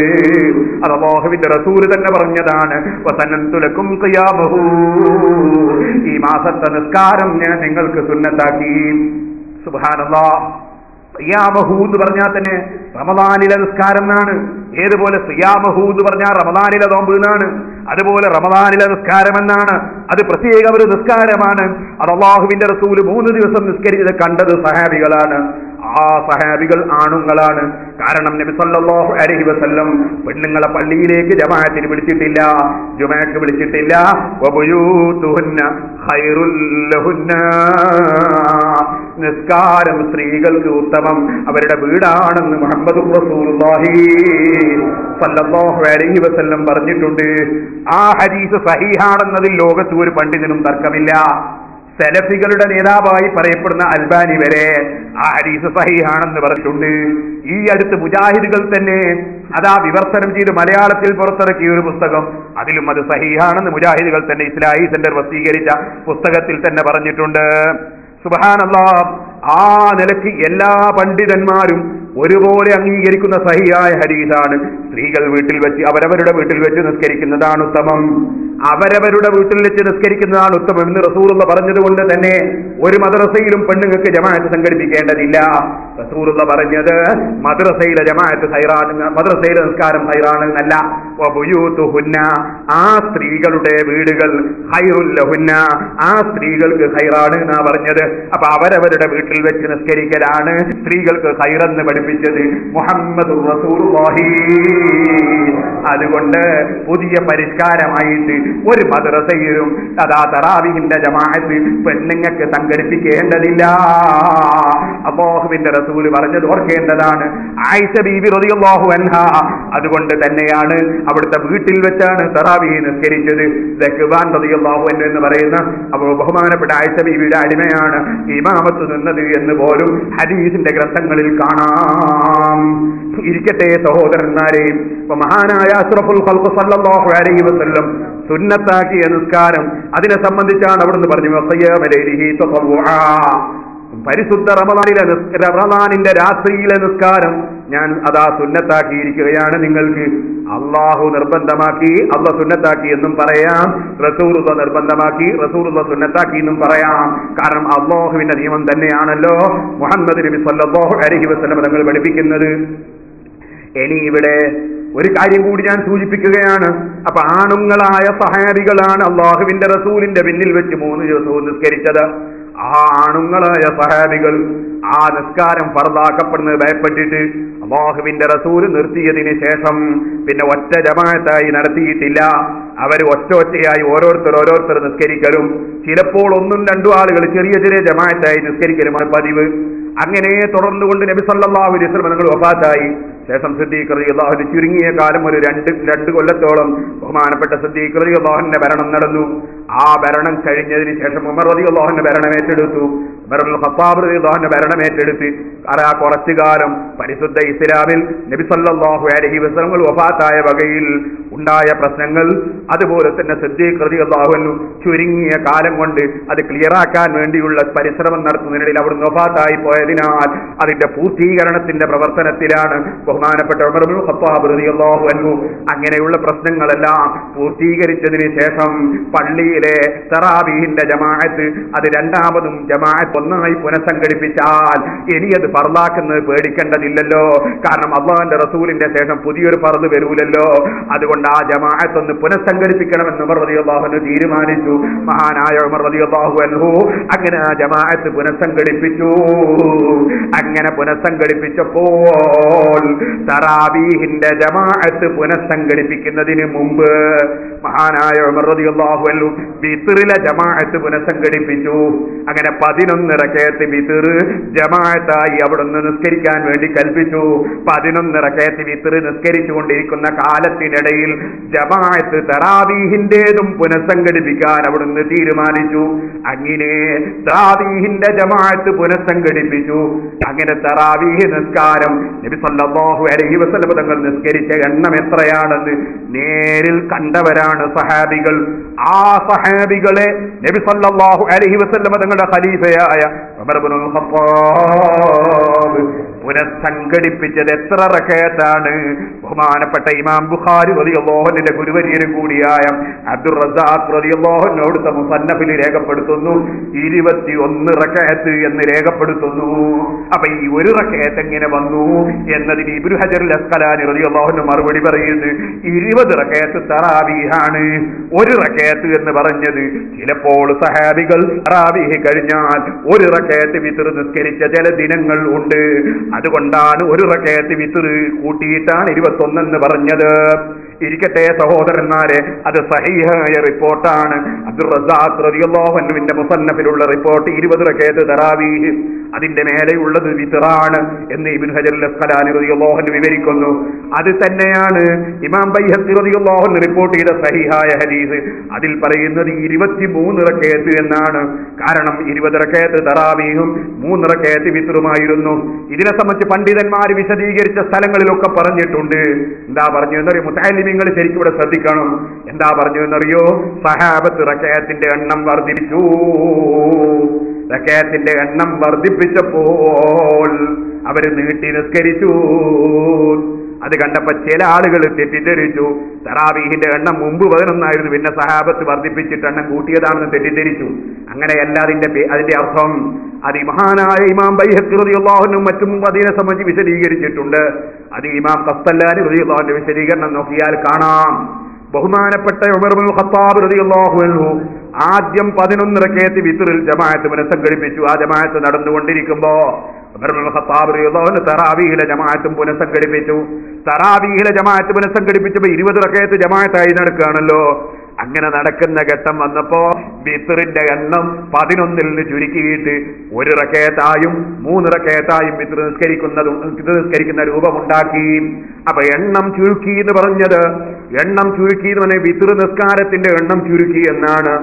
എണ്ണം വർദ്ധിപ്പിച്ചു എന്ന് പറഞ്ഞാൽ അതിനർത്ഥം റമളാനിൽ മൊത്തത്തിൽ നിസ്കരിക്കുന്നതിന്റെ എണ്ണം വർദ്ധിപ്പിച്ചു എന്നാണ്. അല്ലാതെ നബി സല്ലല്ലാഹു അലൈഹി വസല്ലമ തങ്ങൾ തറാവീഹ് 11 പഠിപ്പിച്ചിട്ട് ഉമർ ഇബ്നുൽ ഖത്താബ് കുറെ എണ്ണം കൂട്ടിയെന്നോ സഹാബത്ത് കൂട്ടിയെന്നോ പറഞ്ഞാൽ സഹാബത്ത് ഇസ്ലാം ദീനിൽ ഇല്ലാത്തത് കൂട്ടിച്ചേർത്തവരാണെന്ന് പറയുന്ന വങ്കത്തരം പറയുന്നവർക്കല്ലാതെ, വിഡ്ഢിത്തം പറയുന്നവർക്കല്ലാതെ അത് സ്വീകരിക്കാൻ സാധ്യമല്ല. അതുകൊണ്ട് തന്നെ നന്നായി മനസ്സിലാക്കണം. ആദ്യം ജമാഅത്ത് പുനഃസംഘടിപ്പിച്ചത് വിത്റിലാണ്. 11 റകഅത്ത് വിത്റാണ് നിസ്കരിച്ചിരുന്നത്. പിന്നീട് തറാവീഹിലെ ജമാഅത്ത് പുനഃസംഘടിപ്പിച്ചപ്പോ 20 റകഅത്ത് തറാവീഹ് നിസ്കാരം നടത്തി. അപ്പൊ വിത്റിന്റെ എണ്ണം ചുരുക്കി. കാരണം ഒരുപാട് നിസ്കാരമുണ്ടല്ലോ, അതുകൊണ്ട് വിത്റിന്റെ എണ്ണം ചുരുക്കിയിട്ട് ചിലപ്പോൾ 1 ചിലപ്പോൾ 3 നിസ്കരിച്ചു. ഇരിക്കട്ടെ സഹോദരന്മാരെ, അങ്ങനെ മഹാന്മാരായ സഹാബത്ത് തറാവീഹ് നിസ്കാരം നിർവഹിച്ചത് 20 റകഅത്താണ്. അതുകൊണ്ട് തന്നെ സഹാബത്ത് എന്ത് ചെയ്തു എന്ന് നോക്കിയിട്ട് അല്ലാഹുവിന്റെ റസൂലിന്റെ ദീന് സഹാബത്ത് എന്ത് ചെയ്തു എന്ന് നോക്കിയിട്ട് അതനുസരിച്ച് വിധി പ്രഖ്യാപിച്ചിട്ടുള്ള മഹാന്മാരായ 4 മദ്ഹബിന്റെ ഇമാമിങ്ങളും അവരൊരിക്കലും സഹാബത്തിനെ മറികന്നുകൊണ്ട് മതം പറയൂല, സഹാബത്തിനെ തള്ളിക്കൊണ്ട് അവർ ദീന് പറയൂല. അത് 4 മദ്ഹബിന്റെ ഇമാമിങ്ങളെയും പവറാണ്. അതുകൊണ്ട് തന്നെ ബഹുമാനപ്പെട്ട ഇമാം അബൂ ഹനീഫ, ഇമാം മാലിക്, ഇമാം ശാഫിഈ, ഇമാം അഹ്മദ് ഇബ്നു ഹംബൽ റളിയല്ലാഹു അൻഹു 4 മദ്ഹബിന്റെ ഇമാമിങ്ങളും പറയുന്നു 20 റകഅത്തിൽ കുറഞ്ഞ തറാവീഹ് ഇല്ല. 4 മദ്ഹബിന്റെ ഇമാമിങ്ങളും പറയുന്നു. എന്നാൽ ഇമാമിങ്ങളെ തള്ളിയിട്ട് ഒരു വിവരവുമില്ലാതെ മതം പറയാൻ ഇറങ്ങിയിട്ട് കുറെ കക്ഷികളില്ലേ, അവരെന്ത് ചെയ്തു? അവര് ബുഖാരിയിൽ ഒരു ഹദീസ് കണ്ടു. ആ ഹദീസ് എന്താണ്? മകാന യസീദു ഫീ റമദാന വലാ ഫീ ഗൈരിഹി അലാ 11 റകഅ. അല്ലാഹുവിന്റെ റസൂൽ റമദാനിലും അല്ലാത്തപ്പോഴും 11 വർദ്ധിപ്പിച്ചില്ല എന്ന് പറയുന്നൊരു ഹദീസ്. പക്ഷേ അവർ 11 വർദ്ധിപ്പിച്ചില്ല എന്നുള്ളത് മാത്രമേ നോക്കിയുള്ളൂ. അത് ഏതാ നിസ്കാരം എന്നുള്ളത് നോക്കിയില്ല, ഏത് നിസ്കാരമാണ് എന്ന് നോക്കിയില്ല. ഞാൻ മുമ്പ് പറഞ്ഞിട്ടില്ലേ, ഇവരില്ലാത്തവർ മതം പറഞ്ഞാൽ ഉണ്ടാകുന്ന അവസ്ഥ. ഒരു പല്ലിന്റെ ഡോക്ടർ, അയാളെടുത്ത് പല്ലെടുക്കണമെങ്കിൽ 150 രൂപ ഫീസ് കൊടുക്കണം. ഞാൻ കുറെ കാലം പല്ലെടുക്കലില്ല, എടുക്കാണ്ട് നോക്കട്ടെ, കൊണ്ട് ഇപ്പൊ എനിക്ക് ഫീസ് എത്രയാണെന്ന് അറിഞ്ഞൂടാ. ഇപ്പൊ എത്രയാ ഫീസ് പല്ലെടുത്താൽ? അടുത്തവരുടെ ചോദിച്ചാൽ മനസ്സിലാവും. 50 രൂപ, 50 രൂപ കൊടുക്കണം. എന്നായിരിക്കട്ടെ, 50 രൂപ കൊടുക്കണം. അപ്പൊ പിന്നെ അങ്ങാടിയിൽ വെച്ചൊരു ചങ്ങായി പല്ലെടുക്കുന്നുണ്ട്. ഒരു മേശയെല്ലാം പോയി വെച്ച് ഒരു തവളേനെല്ലാം ചാടിച്ച് കുറച്ച് ആളുകളെല്ലാം കൂട്ടിയിട്ട് പല്ലെടുക്കാൻ നിൽക്കുന്നുണ്ട് ഒരു ചങ്ങായി. മൂപ്പരെടുത്തുണ്ട് സൂചിയൊക്കെ. മൂപ്പര് പല്ലെടുക്കും. മൂപ്പരോട് വെച്ച് എത്ര രൂപ ആയിരിക്കും? ഒരു പല്ലിന് 10 രൂപ, 2 എടുക്കുന്നത് 15 രൂപ. ഓ, വളരെ ആദായം. അപ്പൊ എന്ത് ചെയ്തു? ആദായമാണല്ലോ ആൾക്കാർക്ക് വേണ്ടത്. അങ്ങനെ ഈ പല്ലെടുക്കുന്നവന്റെ അടുത്ത് നിന്ന് പല്ലെടുത്തു. പെർക്ക് പോയി. അപ്പൊ പല്ല് വേദനയ്ക്ക് ഒരു കുറവുമില്ല, ഒരു വേദനയും കുറവില്ലാലോ തന്നെ പെണ്ണുങ്ങളോട് ഭാര്യനോട്. ഭാര്യ പറഞ്ഞ്, എന്തേ എടുത്തിട്ട് പല്ല് വേദന കുറവില്ലാത്ത? ഞാൻ അറിയില്ല, എന്തായിട്ട് ഒരു കുറവില്ല. ഇനിയിപ്പോ അയാൾക്ക് വിധിച്ചിട്ടുണ്ടാവും ചിലപ്പോ, എന്തൊക്കെ ഒരു പൈസ കൊടുക്കാം. ഞാൻ ആ പല്ലിന്റെ ഡോക്ടറെ തന്നെ പോയി കാണട്ടെ. പല്ലിന്റെ ഡോക്ടറെ കണ്ടപ്പോഴല്ലേ മനസ്സിലായത് വേദന ഇല്ലാത്ത പല്ല എടുത്ത് മൂപ്പര്. പിന്നെ അങ്ങാടിയിൽ നിന്ന് എടുത്ത പല്ല് വേദന ഇല്ലാത്ത പല്ല. ഇത് മാതിരിയല്ലേ ഇമാമിങ്ങളെ തല്ലിയിട്ട് മതം പറയാനിറങ്ങിയ ജാഹിലിങ്ങളെ കഥ. കാരണം 4 മദ്ഹബിന്റെ ഇമാമിങ്ങളും പറയുന്നു 20 കുറഞ്ഞ തറാവീഹില്ല. എന്നിട്ട് ഈ ഹദീസ് ഉദ്ധരിച്ചിട്ട് പറയാ തറാവീഹ് 11 ഇല്ലേ 8 എന്ന് പറഞ്ഞാൽ ആ ഒരു വിവരക്കേട് നിങ്ങളൊന്ന് ആലോചിച്ച് നോക്ക്. ഈ 4 മദ്ഹബിന്റെ ഇമാമിങ്ങളും ഈ ഹദീസ് കണ്ടിട്ടില്ല. സുബ്ഹാനല്ലാഹ്, ആ ഹദീസ് ബുഖാരിയിലാ ഉള്ളത്. ബുഖാരിയിൽ ഇമാം ബുഖാരിക്ക് ആ ഹദീസ് ആരാ പറഞ്ഞു കൊടുത്തത്? അത് പറഞ്ഞു കൊടുത്ത ഉസ്താദ്. ആ ഉസ്താദിന്റെ നേരെ മേലുള്ള ഉസ്താദ് ആരാണ്? ബുഖാരി എന്നെ മറിച്ച് നോക്കിയാൽ മതി. ബുഖാരിയിൽ 3 സ്ഥലത്തും പറയുന്ന ഞാൻ മാലിക് ഇമാം റളിയല്ലാഹു അൻഹു ആണ്. 4 മദ്ഹബിന്റെ ഇമാമിൽ ഒരാളാ മാലിക് ഇമാം. ആ മാലിക് ഇമാം പഠിപ്പിച്ചു കൊടുത്തിട്ടാണ് ബുഖാരി ഇമാമിന്റെ ഉസ്താദിന് ഈ ഹദീസ് കിട്ടിയത് തന്നെ. ആ ഉസ്താദ് പറഞ്ഞു കൊടുത്ത ഇമാം ബുഖാരിക്ക് അത് അറിയാൻ കഴിഞ്ഞു തന്നെ. അപ്പൊ മാലിക് ഇമാം റളിയല്ലാഹു അൻഹു ആണ് ആ ഹദീസ് ലോകത്തെ പഠിപ്പിച്ചത് തന്നെ. ആ മാലിക് ഇമാമിന്റെ മുവത്ത എന്ന് പറയുന്ന സ്വന്തം കിതാബിൽ അബ്വാബുൽ വിത്രി, വിത്റിന്റെ അധ്യായത്തിൽ ആ ഹദീസ് കൊടുത്തു തന്നെ. കാരണം മാലിക് ഇമാമിന് അറിയത് വിത്റാണ്. മറ്റേത് വേദനയില്ലാത്ത വല്ലെടുത്തതാ. വിത്ർ നിസ്കാരത്തിന്റെ എണ്ണാണ് ആ 11 എന്ന് പറഞ്ഞത്. മാലിക് ഇമാം അത് എഴുതി വെച്ചത് തന്നെ വിത്റിന്റെ ബാബില്. ആ മുവത്ത എന്ന കിതാബ് മക്കയിൽ നിന്ന് മനപ്പാടാക്കിയിട്ട് മദീനയിൽ പോയി മാലിക് ഇമാമിന്റെ അടുത്ത് സ്വന്തം ഓതിയ ആളാണ് ഇമാം ഷാഫി റളിയല്ലാഹു അൻഹു. ഷാഫി ഇമാം ഹദീസ് കണ്ടിട്ടില്ലേ? ഷാഫി ഇമാം ഹദീസ് കണ്ടിട്ടുണ്ട്. ഷാഫി ഇമാം റളിയല്ലാഹു അൻഹു ഹദീസിന്റെ കിതാബ് പൂർണ്ണമായി ഓതിയ ആളാണ് ബഹുമാനപ്പെട്ട അഹ്മദ് ഇബ്നു ഹംബൽ റളിയല്ലാഹു അൻഹു. അപ്പൊ അഹ്മദ് ഇബ്നു ഹംബൽ ഹദീസ് കണ്ടിട്ടുണ്ട്. അവർക്കൊക്കെ അറിയാം ഇത് വേദനയില്ലാത്ത വല്ലാണ് എന്ന് പറഞ്ഞാൽ ഇത് തറാവീഹ് അല്ല വിത്റാണ്. എല്ലാ ഇമാം അബൂ ഹനീഫ റളിയല്ലാഹു സഹാബത്തിനെ തന്നെ കണ്ടവരാ, അവർക്കും അറിയാം വിത്റിനെ കുറിച്ച്, ഇത് തറാവീഹിനെ കുറിച്ചല്ല, ഇത് തറാവീഹിനെ കുറിച്ചല്ല എന്ന് മഹാനവറുകൾക്കും അറിയാം. എന്നിട്ടോ 4 ഇമാമിങ്ങളും പറഞ്ഞു തറാവീഹ് നിസ്കാരം 20-ൽ കുറവില്ല. ആ ഇമാമിങ്ങളെ തള്ളിയിട്ട് നമ്മക്കാണ് ഹദീസ് മനസ്സിലാകുക എന്ന് പറഞ്ഞിട്ട് വിത്റിന്റെ ഹദീസ് കൊണ്ടുപോയി, തഹജ്ജുദിന്റെ ഹദീസ് കൊണ്ടുപോയിട്ട് തറാവീഹിന് തെളിവ് ധരിച്ചു. ഇങ്ങനത്തെ ഒരു വിവരക്കേട് പിന്നെന്ത് പറയാനാ? അത് ബുഖാരി തന്നെ മറിച്ച് നോക്കിയാൽ ആ വെടിത്തുണ്ടാവില്ലായിരുന്നു. കാരണം ബുഖാരിയിൽ തന്നെ ആ ഹദീസ് ആദ്യം കൊടുക്കുന്നത് തഹജ്ജുദിന്റെ അധ്യായത്തിലാണ്. കാരണം തഹജ്ജുദ് നിസ്കാരത്തെ സംബന്ധിച്ചാണ്. തഹജ്ജുദ് എന്ന് പറഞ്ഞത് രാത്രി ഇശാ ഉറങ്ങിയതിന് ശേഷം നിസ്കരിക്കുന്ന നിസ്കാരത്തിനാണ് തഹജ്ജുദ് എന്ന് പറയാം. അത് ആ സമയത്ത് നിങ്ങൾ വിത്ർ നിസ്കരിച്ചാലും തഹജ്ജുദാവും, ആ സമയത്ത് വിത്ർ നിസ്കരിച്ചാലും തഹജ്ജുദാവും. അപ്പൊ അഷ്റഫുൽ ഖൽഖ് സല്ലല്ലാഹു അലൈഹി വസല്ലം തങ്ങളുടെ തഹജ്ജുദും വിത്റും ഒന്നായിരുന്നു ഇബ്നു തൈമിയ്യ രേഖപ്പെടുത്തി വെച്ചിട്ടുണ്ട്. പിന്നെ വേറെ ആരും പറയേണ്ടിയുണ്ടോ? അവർ റസൂലുള്ളാഹിന്റെ വിത്ർ തന്നെയാണ് തഹജ്ജുദ്, തഹജ്ജുദ് തന്നെയാണ് വിത്ർ. ഇപ്പൊ നബി സല്ലല്ലാഹു അലൈഹി വസല്ലം അതെപ്പാ നിസ്കരിച്ചത്? അത് ബുഖാരിയിൽ ആ ഹദീസിന്റെ നേരെ ഹദീസിലുണ്ട്. കാന യനാമു അവ്വലഹു വയഖൂമു ആഖിറഹു. നബി സല്ലല്ലാഹു അലൈഹി വസല്ലം തങ്ങൾ വിത്ർ നിസ്കരിക്കാറുള്ളത് എങ്ങനെയാണ്? ഇശാ നിസ്കരിച്ചാൽ കിടന്നുറങ്ങും, എന്നിട്ട് രാത്രി പകുതിയായതിനു ശേഷം എഴുന്നേറ്റ് നിസ്കരിക്കും. അങ്ങനെയാണ് അല്ലാഹുവിന്റെ റസൂൽ വിത്ർ നിസ്കരിച്ചിരുന്നത്. ആ രാത്രി സമയത്ത് പാതിരക്ക് എഴുന്നേറ്റ് നിസ്കരിക്കുന്ന നിസ്കാരമാണ് 11-നേക്കാൾ വർദ്ധിപ്പിച്ചില്ല ആയിഷ ബീവി റളിയല്ലാഹു അൻഹ പറഞ്ഞത്. അത് വിത്റാണ്. തറാവീഹോ? തറാവീഹ് നബി സല്ലല്ലാഹു അലൈഹി വസല്ലം തങ്ങൾ പരസ്യമായി നിസ്കരിച്ച 3 ദിവസമാണ്. ആ 3 ദിവസവും നിസ്കരിച്ചത് എപ്പോഴാണ്? ഇശാ നിസ്കരിച്ച ഉടനെയാണ്. ഇശാ നിസ്കരിച്ച ഉടനെയാണ്. സഹാബത്ത് തറാവീഹ് നിസ്കരിച്ചത് എപ്പോഴാണ്? ഇശാ നിസ്കരിച്ച ഉടനെയാണ്, ഉറങ്ങുന്നതിന് മുമ്പാണ്. അപ്പൊ സഹാബത്ത് നിസ്കരിച്ചതും ഇശായിന് ശേഷം ഉറങ്ങുന്നതിന് മുമ്പാണ്. റസൂലുള്ളാഹി നിസ്കരിച്ചതും ഇശായിന് ശേഷമാണ്. ആ നിസ്കാരമാണ് തറാവീഹ്. അപ്പൊ ഉറങ്ങുന്നതിന് മുമ്പ് നിസ്കരിക്കുന്ന നിസ്കാരത്തിന്റെ എണ്ണത്തിന് ഉറങ്ങിയതിന് ശേഷം നിസ്കരിച്ച മറ്റൊരു നിസ്കാരത്തിന്റെ എണ്ണം തെളിവാക്കിയാൽ അത് വിവരമില്ലാഞ്ഞിട്ടല്ലേ സഹോദരന്മാരെ? അതുകൊണ്ട് ആ വിവരമുള്ള 4 മദ്ഹബിന്റെ ഇമാമിങ്ങളും തറാവീഹ് 20 ആണെന്ന് തന്നെ രേഖപ്പെടുത്തി. 20-ൽ കുറഞ്ഞൊരു തറാവീഹ് ഇല്ലേ ഇല്ല. അത് മുസ്ലിമീങ്ങൾ നന്നായി മനസ്സിലാക്കണം. അതുകൊണ്ട് തന്നെ ആ സഹാബത്തിന്റെ കാലഘട്ടം മുതൽ ഈ കഴിഞ്ഞ റമദാൻ വരെ പരിശുദ്ധമായ മദീനയിലും പരിശുദ്ധമായ മക്കയിലും മസ്ജിദുൽ ഹറാമിലും മസ്ജിദുൻ നബവിയിലും തറാവീഹ് 20 തന്നെ. ടെലിവിഷൻ തുറന്നു നോക്കിയാൽ കാണാവുന്ന സംഗതിയല്ലേ അത്? വേണോ? ടെലിവിഷനിൽ വേണ്ടാത്ത നോക്കണ്ടെന്നല്ലാണ്ട് വേണ്ടത് നോക്കുന്നതിന് കുഴപ്പമുണ്ടോ? തറാവീഹ് നിസ്കാരം ആർക്കും മനസ്സിലാക്കാൻ കഴിയുന്നില്ലേ? ഇവരൊക്കെ കാണുന്നതല്ലേ അത്? ടെലിവിഷൻ തുറന്നു നോക്കിയാൽ കാണുന്നതല്ലേ അത്? എന്നിട്ട് ഇന്നലെ എന്നൊരാൾ വിളിച്ചു, ഇന്നലെ ഞാൻ അറിയില്ല, ഒരാൾ എന്നെ വിളിച്ചു. ഉസ്താദെ, ഒരു തിരുവനന്തപുരം ഭാഗത്തുള്ള ഒരാളാണ്, വിദേശത്തു നിന്നാ വിളിച്ചത് എനിക്ക് തോന്നുന്നു. വിളിച്ചിട്ടുണ്ട്, ഉസ്താദെ ഒരാൾ പറയുന്നത് അയാൾ സുന്നിയാകാന്ന്, മക്കത്ത് നിസ്കരിക്കുന്നത് തറാവീഹ് 20 ആണെന്ന് തെളിയിച്ചോട്ടാ സുന്നിയാകാൻ, പക്ഷെ 20 അല്ലാന്ന് തെളിയിച്ചാൽ ഞാൻ മുജാഹിദാകണോ? ഒരാൾ ഇന്നലെ മെഞ്ഞാന്നു എന്നെ വിളിച്ചിട്ട്, ഞാൻ ഇങ്ങനെ കാറിൽ പോകുമ്പോൾ അതാവരും അങ്ങനെ എത്തിയ സമയത്താണ് ഫോൺ അറ്റൻഡ് ചെയ്തതിന്റെ ഓർമ്മ. എന്നോട് ഒരാൾ വിളിച്ചു പറയാണ്, ഞാൻ പറഞ്ഞു നിങ്ങളൊരു കാര്യം ചെയ്യും, നിങ്ങളൊരു പേടിക്കണ്ട, മക്കയിലും മദീനയിലും ഇതുവരെ നിസ്കരിച്ച് തറാവീഹ് 20 ആണ്, അങ്ങനെ ധൈര്യത്തോടെ പറഞ്ഞോ, പക്ഷെ മുജാഹിദാവും നിങ്ങൾ പറയരുത് എന്ന്. മുജാഹിദാവും പറയരുത്. ആകാശം ഇടിഞ്ഞു പൊളിഞ്ഞു വീണാൽ കാഫറാവും എന്ന് പറയാൻ പറ്റുമോ? പറയാൻ പറ്റൂല. ആകാശം ഇടിഞ്ഞു പൊളിഞ്ഞിപ്പം വീണാല് ഞാൻ കാഫറാവും എന്ന് പറയാൻ പറ്റുമോ? പറയാൻ പറ്റില്ല. അതുപോലെ ഞാൻ മുജാഹിദാവും നാവുകൊണ്ട് പറയാൻ പറ്റില്ല, അത് മനസ്സിൽ വിചാരിക്കാൻ പറ്റില്ല. അത് ഞാൻ ആത്മഹത്യ ചെയ്ത് മരിക്കൂന്ന് പറയാൻ പറ്റും, മരിക്കൂലെങ്കിലും പറയാൻ പറ്റൂല. ആത്മഹത്യ ചെയ്യൂ എന്ന് പറയാൻ പറ്റൂല. ആത്മഹത്യ ചെയ്താലോ എന്ന് ചിന്തിക്കാൻ പറ്റും, ചിന്തിക്കാനും പറ്റൂല. അതിനെക്കാളും ഗൗരവമാണ് മുജാഹിദാവും എന്ന് പറഞ്ഞാൽ. കാരണം എന്റെ ഈമാൻ ഞാൻ നശിപ്പിക്കുന്നല്ല പറയുന്നത്. ഈമാൻ നശിപ്പിക്കുമെന്ന് പറഞ്ഞാൽ അത് ശരീരം നശിപ്പിക്കുന്നതിനേക്കാൾ വലുതല്ലേ അത്? ഒരിക്കലും അങ്ങനെ ഒരു മൂമിനായ മനുഷ്യൻ പറയാൻ പാടില്ല. അതേസമയത്ത് നിങ്ങൾ ധൈര്യത്തിൽ പറഞ്ഞോ, തറാവീഹ് 20 റക്അത്ത് മാത്രമേ ഇന്ന് വരെ മക്കയിലും മദീനയിലും ജമാഅത്തായിട്ട് നടന്നിട്ടുള്ളൂ.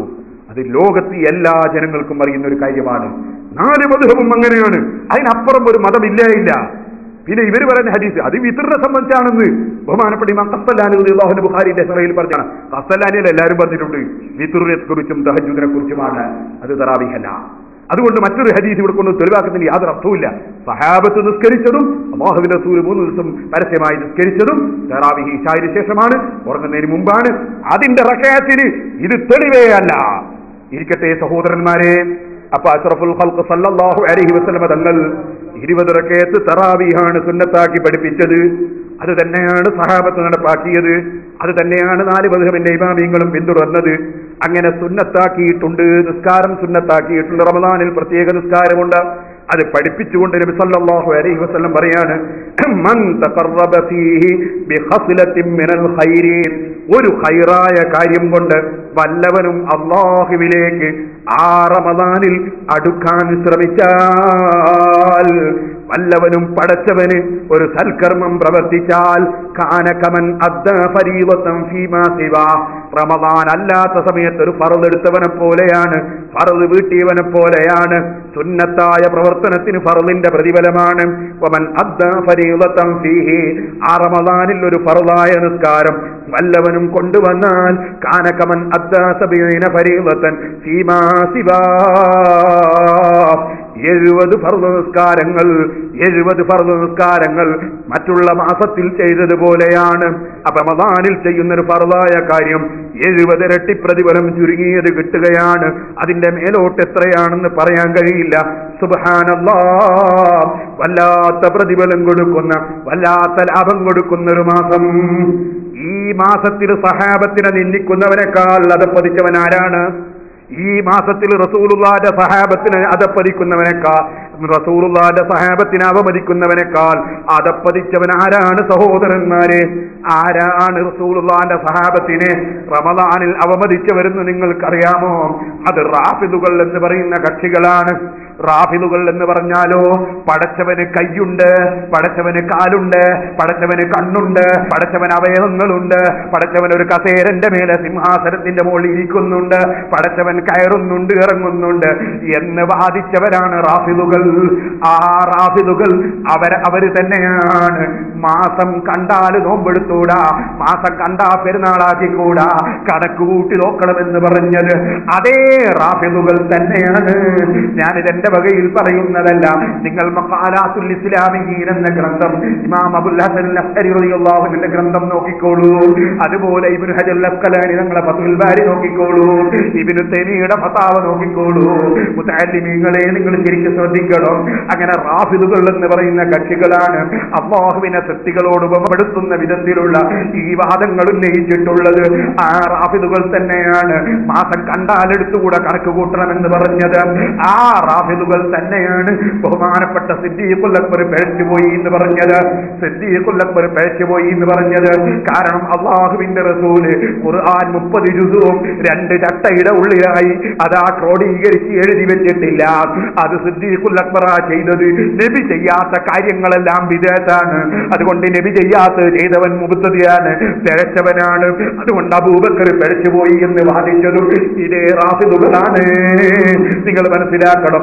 അതേ റാഫിദുകൾ തന്നെയാണ് സഹോദരന്മാരെ ഉമർ ഇബ്നുൽ ഖത്താബ് പിഴച്ചുപോയി എന്ന് വാദിച്ചു. എന്താണ് അവരതിന് പറഞ്ഞ കാരണം?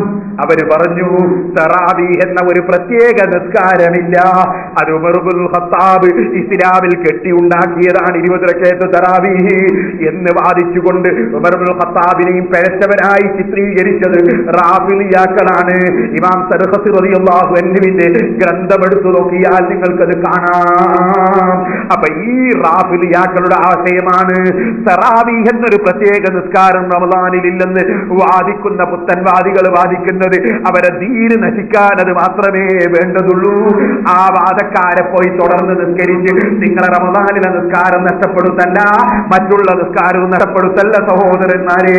ബാപ്പയോ ഉമ്മയോ മരിക്കുമ്പോ ആ മരിച്ച ബാപ്പയ്ക്ക് വേണ്ടി മയ്യിത്ത് നിസ്കരിക്കാൻ വേണ്ടി മുന്നിൽ അത്തരം ആളുകളെ നിർത്താനും നിങ്ങൾ പോയിട്ട് സഹാബത്തിനെ അവമതിക്കുന്നവർ അവരെ മുന്നിൽ നിന്നുകൊണ്ടുള്ളൊരു മയ്യിത്ത് നിസ്കാരം മയ്യിത്തിന് വേണ്ടി നിസ്കരിപ്പിക്കുകയും ചെയ്യല്ല. ഞാനിത് മുസ്ലിം ഉമ്മത്തിനോട് പഠിച്ച കാര്യം തുറന്നു പറയുന്നു. സ്വന്തം മകനാണെങ്കിൽ തന്നെ, സ്വന്തം ബാപ്പയാണെങ്കിൽ തന്നെ, സ്വന്തം മകനാണെങ്കിൽ തന്നെ മരിച്ച മയ്യിത്തിന് സുന്നി അല്ലാത്തവൻ ഇമാമത്ത് നിൽക്കാൻ അർഹതയില്ല, യോഗ്യതയില്ല. അത് മകനായാലും ഇല്ല, ബാപ്പയായാലും ഇല്ല. ഇബ്നു ഹജർ അൽ ഹൈതമി റളിയല്ലാഹു അൻഹു അതാ ശാഫിഈ മദ്ഹബിലെ പ്രബല ഗ്രന്ഥമായ തുഹഫയിൽ രേഖപ്പെടുത്തിയിട്ടുണ്ട് കേട്ടോ. അതുകൊണ്ട് സുന്നി അല്ലാത്ത കക്ഷി മയ്യിത്തിന് ഇമാമത്ത് നിൽക്കാൻ വേണ്ടി എഴുന്നേറ്റ് കയറി നിൽക്കുമ്പോ ഞാൻ കുടുംബക്കാരനാണെന്ന് പറയുമ്പോ കുടുംബക്കാരനായാലും നിനക്കതിന് അർഹതയില്ലെന്ന് പറയാനുള്ള ഈമാനും അത് പറയാനുള്ള ഇൽമും മുസ്ലിം ലോകം കൈവരിക്കണം കേട്ടോ. ഞാൻ പറഞ്ഞതൊക്കെ കിതാബിന്റെ അടിസ്ഥാനത്തിലാണ്. ആർക്ക് സംശയമുണ്ടെങ്കിലും എപ്പോഴും ചോദിക്കാവുന്നതാണ്. ഇരിക്കട്ടെ സഹോദരന്മാരെ, ഇനി എന്താ നബി സല്ലല്ലാഹു അലൈഹി വസല്ലം തങ്ങൾ ഈ മാസത്തെ സംബന്ധിച്ച് പറയുന്നത്? വമൻ അവസ്സബറു വഹുവ ശഹ്റു സബരി വഹുവ ശഹ്റു സബരി. അതേ, വഹുവ ശഹ്റു സബരി, അത് ക്ഷമയുടെ മാസമാണ്. ക്ഷമയുടെ മാസമാണ് നോമ്പ്. ക്ഷമയുടെ മാസമാണ്. ഇന്നമാ യുവഫ്ഫസ് സാബിറൂന അജ്റഹും ബിഗൈരി ഹിസാബ്. ക്ഷമിക്കുന്നവർക്ക് കണക്കില്ലാത്ത പ്രതിഫലം എന്നല്ലേ ഖുർആൻ പറഞ്ഞത്? അവിടെ ക്ഷമിച്ച് ജീവിക്കേണ്ട മാസമാണത്. വസ്സബ്റു സവാബുൽ ജന്ന. ക്ഷമ, അതിന്റെ പ്രതിഫലം സ്വർഗമാണ്. ക്ഷമയുടെ പ്രതിഫലം സ്വർഗമാണ്. നോമ്പ് കൊണ്ടുള്ള പ്രതിഫലം സ്വർഗം തന്നെ. സ്വർഗം സമ്പാദിക്കാൻ വേണ്ടി നോമ്പെടുക്കണം. ആ നോമ്പ് വശഹുറുൽ മുവാസാത്ത്. നബി സല്ലല്ലാഹു അലൈഹി വസല്ലം പിന്നെയും പറയുന്നു, ആ മാസം പരസ്പര സഹായം ചെയ്യേണ്ട മാസമാണ്. പരസ്പരം സഹകരിക്കേണ്ട മാസമാണ്. പരസ്പര സഹായം എന്ന് പറഞ്ഞാൽ സഹായിക്കേണ്ട രംഗത്ത് സഹായം നിർത്തും കേട്ടോ. പരസ്പര സഹായം എന്ന് പറഞ്ഞാൽ അതാണ്, സഹായിക്കേണ്ട രംഗത്ത് സഹായിക്കുക. അതിനുള്ള മാസമാണ്. വശഹുറുൻ യുസാദു ഫീഹി റിസ്ഖുൽ മുഅ്മിൻ. മുഅ്മിനായ മനുഷ്യന്റെ ഭക്ഷണം, ആ ഭക്ഷണത്തിന് അല്ലാഹു തആല വർദ്ധനവ് നൽകുന്ന മാസമാണ്. മുഅ്മിനായ മനുഷ്യന്റെ റിസ്ക് വർദ്ധിപ്പിക്കുന്ന മാസമാണ്. മൻ ഫത്തറ ഫീഹി സായിമൻ കാന ലഹു മഗ്ഫിറതൻ ലിദുനൂബിഹി. ആ പരിശുദ്ധ റമദാനിൽ നോമ്പുള്ള ഒരു മനുഷ്യനെ ആരെങ്കിലും നോമ്പ് മുറിപ്പിച്ചാൽ, നോമ്പ് തുറപ്പിച്ചാൽ, കാന ലഹു മഗ്ഫിറതൻ ലിദുനൂബിഹി, അതവന്റെ പാപം പൊറുക്കാൻ കാരണമാണ്. അതേ, വൈതുഖു റഖബതിഹി മിനന്നാർ, അവനെ നരകത്തിൽ നിന്ന് അല്ലാഹു മോചിപ്പിക്കുന്ന സംഗതിയുമാണ്. നരകത്തിൽ നിന്ന് മോചനം ലഭിക്കാനുള്ള കാരണമാണ്. വകാന ലഹു മിസ്ല അജ്രിഹി മിൻ ഗൈരി അൻ യന്തഖിസ മിൻ അജ്രിഹി ശൈ. എന്ന് മാത്രമല്ല, അവനുണ്ടാകുന്നതാണ് മിസ്ലു അജ്രിഹി മിൻ ഗൈരി അൻ യന്തഖിസ മിൻ അജ്രിഹിം ശൈ. നോമ്പ് നോറ്റവന്റെ പ്രതിഫലം അല്പം പോലും കുറയാതെ നോമ്പ് മുറിപ്പിച്ചവന്, നോമ്പ് തുറപ്പിച്ചവന് അല്ലാഹു തആല നോമ്പിന്റെ പ്രതിഫലം നൽകുന്നതാണ്. ഖുൽനാ യാ റസൂലല്ലാഹ്, നബി സല്ലല്ലാഹു അലൈഹി വസല്ലം നോമ്പിനെ സംബന്ധിച്ച് ഈ പ്രസംഗം നടത്തിയപ്പോൾ ഞങ്ങൾ ചോദിച്ചു, അല്ലാഹുവിന്റെ റസൂലേ, ലൈസ കുല്ലുനാ നജിദു മാ നുഫ്തിറു ബിഹി സായിം, ഞങ്ങൾക്ക് എല്ലാവർക്കും നോമ്പ് തുറപ്പിക്കാൻ മാത്രമുള്ള ഭക്ഷണം ഉണ്ടാവൂല നബിയേ. സഹോദരന്മാരെ, സഹാബത്തിന്റെ കാലം, നബി സല്ലല്ലാഹു അലൈഹി വസല്ലം തങ്ങളുടെ കാലം പട്ടിണി കിടക്കുന്ന കാലമല്ലേ? അവർ അല്ലാഹുവിന് ഇബാദത്തെടുത്തത് പട്ടിണിയും കിടന്നിട്ടല്ലേ? അവരതാ ഇസ്ലാമിന് വേണ്ടി പടപെറുതിയത് കല്ലും വയറ്റിന് വെച്ച് കെട്ടിയിട്ടല്ലേ? അവര് സങ്കടത്തോടെ ചോദിക്കുകയാണ്, നബിയെ, നോമ്പ് തുറപ്പിക്കാനുള്ള ഭക്ഷണം ഞങ്ങളിൽ എല്ലാവരടുത്തും ഉണ്ടാവൂല നബിയെ, നോമ്പ് തുറപ്പിക്കണമെന്ന് വല്ലാത്ത ആശയുണ്ട്, പക്ഷേ ഭക്ഷണമില്ല. അവര് സങ്കടം പറയാണ്. സുബ്ഹാനല്ലാഹ്, ഞാൻ ഒരു വിവരക്കേടിനെ സംബന്ധിച്ച് ഇങ്ങനെ ആലോചിച്ചു. എന്ത് വിവരക്കേടുന്നത്? ബിസ്മില്ലാഹിർ റഹ്മാനിർ റഹീം. എന്റെ ഭാര്യ അടുത്ത് പ്രസവിച്ചു. 7ാമത്തെ കുട്ടിയാണ്. അള്ളാഹു എല്ലാ കുട്ടികളും നന്നാക്കട്ടെ. നമ്മളെല്ലാവരുടെ മക്കളെയും അള്ളാഹു നന്നാക്കട്ടെ. അപ്പൊ 7ാമത്തെ പ്രസവം നടന്നപ്പോ ആസ്പത്രിയിൽ നിന്ന് ഡോക്ടർ ചോദിക്കുകയാണ്, നിങ്ങളടുത്ത് നല്ല പൈസ ഉണ്ടാവില്ലേ? നല്ല പൈസ ഉണ്ടാവില്ലേ, അതുകൊണ്ടായിരിക്കും പ്രസവം നിർത്താത്തത് എന്ന് വന്നിട്ട് ഡോക്ടർ ചോദിക്കാണ്. ഇവർ ശരിക്കും മനസ്സിലാക്കണം ഞാൻ പറയുന്ന കാര്യം. ഞാനിങ്ങനെ ആലോചിച്ച്, മനുഷ്യന്മാർക്കൊന്നും ബുദ്ധിയില്ലേ? ഡോക്ടർമാർക്കും തീരെ ബുദ്ധിയില്ലാണ്ടായോ? അതെന്തേ? നിങ്ങളൊന്ന് ആലോചിച്ച് നോക്ക്. ഒരു 50 കൊല്ലം മുമ്പ് ജീവിച്ച പ്രായമുള്ള ഒരാളെ കൂട്ടം നിങ്ങൾ വിളിക്കുക. 50 കൊല്ലം മുമ്പ് ജീവിച്ച ഒരാൾ, അതിന് വലിയ പ്രായം, ഒരു 60 വയസ്സുള്ള ആൾ വിളിച്ച എത്ര 60 വയസ്സുള്ള ആളുണ്ട് ഇവരെ? നിങ്ങൾ അവരോട് ചോദിച്ചു നോക്ക്, 50 കൊല്ലം മുമ്പ് ഇന്ത്യയിൽ എത്ര ഉണ്ടായിരുന്നു ജനസംഖ്യ എന്ന് ചോദിച്ചു. ജനസംഖ്യ 50 കൊല്ലം മുമ്പ് എത്ര ഉണ്ടായിരുന്നു എന്ന് ചോദിക്കാം. അപ്പൊ അവരൊരു ജനസംഖ്യ പറയൂ, ഒരുപക്ഷെ 50 കോടി എന്ന് പറയുന്നു കൂട്ടിക്കോ. എന്നാൽ ഇപ്പൊ ജനസംഖ്യ എത്ര ഉണ്ട് എന്ന് ചോദിച്ചു. അപ്പൊ അവർ പറയും 100 കോടിന്റെ മേലെ ഉണ്ട് എന്ന് പറയും. എന്നിട്ട് നിങ്ങൾ അയാളോട് ചോദിക്കുക, 50 കൊല്ലം മുമ്പാണോ നമ്മളെ രാജ്യത്ത് ഞെരുക്കവും ദാരിദ്ര്യവും, അല്ല ഇപ്പോഴാണോ എന്ന് ചോദിച്ചു. ഉള്ള അനുഭവമാണ് ഞാൻ പറയുന്നത്, അനുഭവം. അത് ആർക്കെങ്കിലും നിഷേധിക്കാൻ കഴിയുമോ? 10 കൊല്ലം മുമ്പുള്ളതിനേക്കാൾ എത്ര ജനസംഖ്യ കൂടിയിട്ടുണ്ട് ഇപ്പോ? പക്ഷെ 10 കൊല്ലം മുമ്പുള്ളതിനേക്കാൾ എത്ര സാമ്പത്തികമായി പുരോഗമിച്ചിട്ടുണ്ട് രാജ്യം? നിഷേധിക്കാൻ കഴിയോ? ഡോക്ടർക്ക് കഴിയോ, എഞ്ചിനീയർക്ക് കഴിയോ, വക്കീലിന് കഴിയോ, അല്ലെങ്കിൽ ജഡ്ജിയായിട്ട് റിട്ടയർമെന്റ് ആയിട്ട് ആരെങ്കിലും പ്രസവിച്ചിട്ട് പൈസ കൊടുക്കണമെന്ന് പറയുന്ന കഴിയോ? കുറെ കാലം ജഡ്ജിയൊക്കെ ആയിട്ട് ഒരാൾ റിട്ടയർ ആകാം, പിന്നെ കുറെ സമയത്ത് മൂപ്പര് പിന്നെ പറയാൻ പോകുന്നത് എന്താണ്? 2 പ്രസവിച്ചാല് 3ാമത് പ്രസവിച്ചിട്ട് ഒരു കുട്ടിക്ക് 16 രൂപ ഫൈൻ അടക്കണോ? പ്രസവിച്ച് വീഴാനുള്ള സ്വാതന്ത്ര്യം ഇല്ലാതാക്കുന്ന ഒരു ലോകം നിങ്ങളൊന്ന് ആലോചിച്ചു. എന്നാൽ ഒന്ന് ചിന്തിച്ചൂടെ? ഈ പ്രായമുള്ള ആളുകൾക്കെങ്കിലും ചിന്തിച്ചൂടെ? ഞങ്ങളെ ചെറുപ്പത്തിലുള്ളതിനേക്കാണ് എത്രയോ ജനങ്ങൾ ഇന്ന് ലോകത്ത് കൂടിയിട്ടുണ്ട്. ആ കൂടിയതിന് മാത്രം സാമ്പത്തികമായിട്ട് പുരോഗതി ഉണ്ടായിട്ടുണ്ട്. ആള് കുറഞ്ഞപ്പോഴല്ലേ ഞെരുക്കം? ഞാൻ ചോദിക്കട്ടെ, മുമ്പ് കാലത്ത് അരി തീരെ കിട്ടാത്ത കാലമില്ലായിരുന്നോ? ഭക്ഷണം കഴിക്കാൻ കഴിവില്ലാത്ത കാലമില്ലായിരുന്നോ? വസ്ത്രമില്ലാത്ത കാലം ഉണ്ടായിരുന്നില്ലേ? എന്റെ വാപ്പയൊക്കെ പറഞ്ഞ് ഞാൻ കേട്ടിട്ടുണ്ട്, പുതിയാപ്പിളുടെ കൂടെ പോകാൻ വേണ്ടി ഒറ്റക്കുപ്പായാന്നുള്ളൂ. ഒറ്റക്കുപ്പായം അത് അലക്കി തേച്ചിട്ട് പോകണം, പിറ്റേന്ന് പിന്നെയും പോകണമെങ്കിൽ. തേക്കലില്ലെന്ന് അലക്കി ഇടരാ. തേക്കുന്ന പരിപാടിയൊന്നുമില്ല. ഇപ്പം നമ്മളെ കുട്ടികളോടൊക്കെ എത്ര കുപ്പായിട്ടുണ്ടെന്ന് ചോദിച്ചാല് സുബ്ഹാനല്ലാഹ് എന്നെ അറിയില്ല. ആ രൂപത്തില് കുപ്പായ എത്ര, സുബ്ഹാനല്ലാഹ് മുണ്ടെത്ര, വസ്ത്രം എത്ര, ഭക്ഷണം എത്ര, തീർത്ത് എത്രയാണ് അല്ലാഹുവിനെ നിയമം ചെയ്തത്? ആള് വർദ്ധിച്ചപ്പോഴല്ലേ അള്ള നിയമം ചെയ്തത്? എന്തേ മനുഷ്യന്മാർക്ക് ഇത്ര വിശ്വാസം ഇല്ലാതെയായി പോയത്? ആള് വർദ്ധിക്കുന്നതിനനുസരിച്ച് അള്ള നിയമം ചെയ്യല്ലേ ചെയ്തത്? അനുഭവമല്ലേ അത്? അംഗസംഖ്യ കൂടുന്നതിനനുസരിച്ച് അല്ലാഹു തആല കൂടുതൽ കൊടുത്തു അല്ലേ? അതെല്ലാം അങ്ങനല്ലേ? ബുദ്ധി മനുഷ്യന്മാർക്ക് കുറഞ്ഞു പോയി. അതുകൊണ്ട് ഇപ്പൊ മനപ്പാടാക്കുന്ന അറിഞ്ഞൂടാ കുട്ടിക്ക്. അതുകൊണ്ട് മനപ്പാടങ്ങൾ കണക്കി വെച്ചു എന്നിട്ട് കുട്ടികളോട് വെച്ചാൽ അറിയില്ല, കാൽക്കുലേറ്റർ എടുക്കണ്ടേ? മനക്കണക്ക് അറിഞ്ഞൂടാ. അതുപോലെ തന്നെ മനപ്പാട് തീരെ ഇല്ലാത്തപ്പോ അല്ല എന്ത് ചെയ്തു? കമ്പ്യൂട്ടർ ഇറക്കി കൊടുത്തു. കാരണം ഇതിലേക്ക് എന്തായാലും തലക്കേറില്ല, ഇതിന്റെ തലക്കേറ്റത്. അങ്ങനെ ഓരോന്നും മനുഷ്യനെ അള്ള പഠിച്ചതല്ലേ? ആ അള്ളാഹ്ക്കറിയില്ലേ അള്ളാഹ് ഈ മനുഷ്യനെ എങ്ങനെ ജീവിപ്പിക്കണോ? അള്ളാഹ്ക്കറിയില്ലേ? അള്ള ഏറ്റെടുത്ത കാര്യമല്ലേ റിസ്ക്? അള്ള ഏറ്റെടുത്ത കാര്യമല്ലേ കാര്യം? അപ്പൊ അള്ളാഹുവിൽ വിശ്വാസം ഇല്ലാത്തവൻ പറയുന്നത് പോലെ വിശ്വാസം ഉള്ളവർ പറയാൻ പാടുണ്ടോ? ചിന്തിക്കാൻ പാടുണ്ടോ? നമ്മുടെ മുസ്ലിമീങ്ങൾ തന്നെ അങ്ങനെ ആലോചിച്ചാലോ?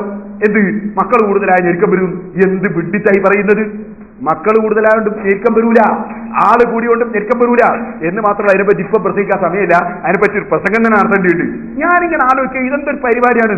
നമ്മളൊക്കെ ഇപ്പൊ കുറ്റിയാടി പള്ളിയിലെത്തി നിങ്ങളൊക്കെ ദിക്റാക്കാൻ ഇവിടെ എത്തിയതിന്റെ നിങ്ങൾ എന്ത് ചെയ്യുക?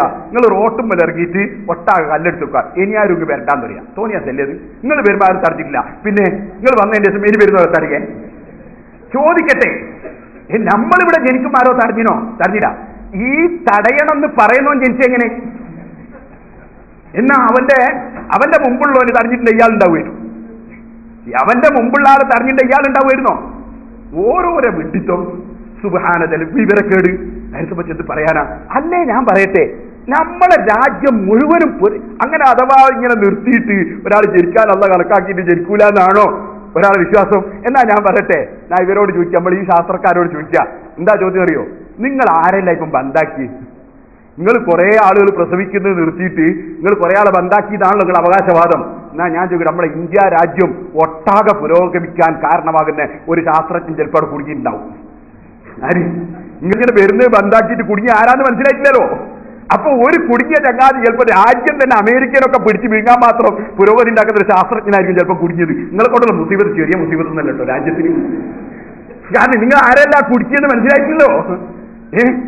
എന്നിട്ട് ഇവര് വിവരമുള്ളവരാന്ന് വിചാരിച്ച് നടക്കുകയാണ്. ബുദ്ധി ഇല്ലാതെ ജനിക്കുന്ന ആളുകളെ തടയാൻ ഇവര് ജനിക്കുമ്പോൾ ആരോ തടഞ്ഞിരുന്നു.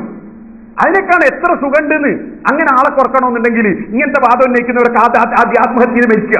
ആള് പറയൂലേ കുറെ കാലമായിട്ട് ഇവിടെ ജീവിക്കുന്നു.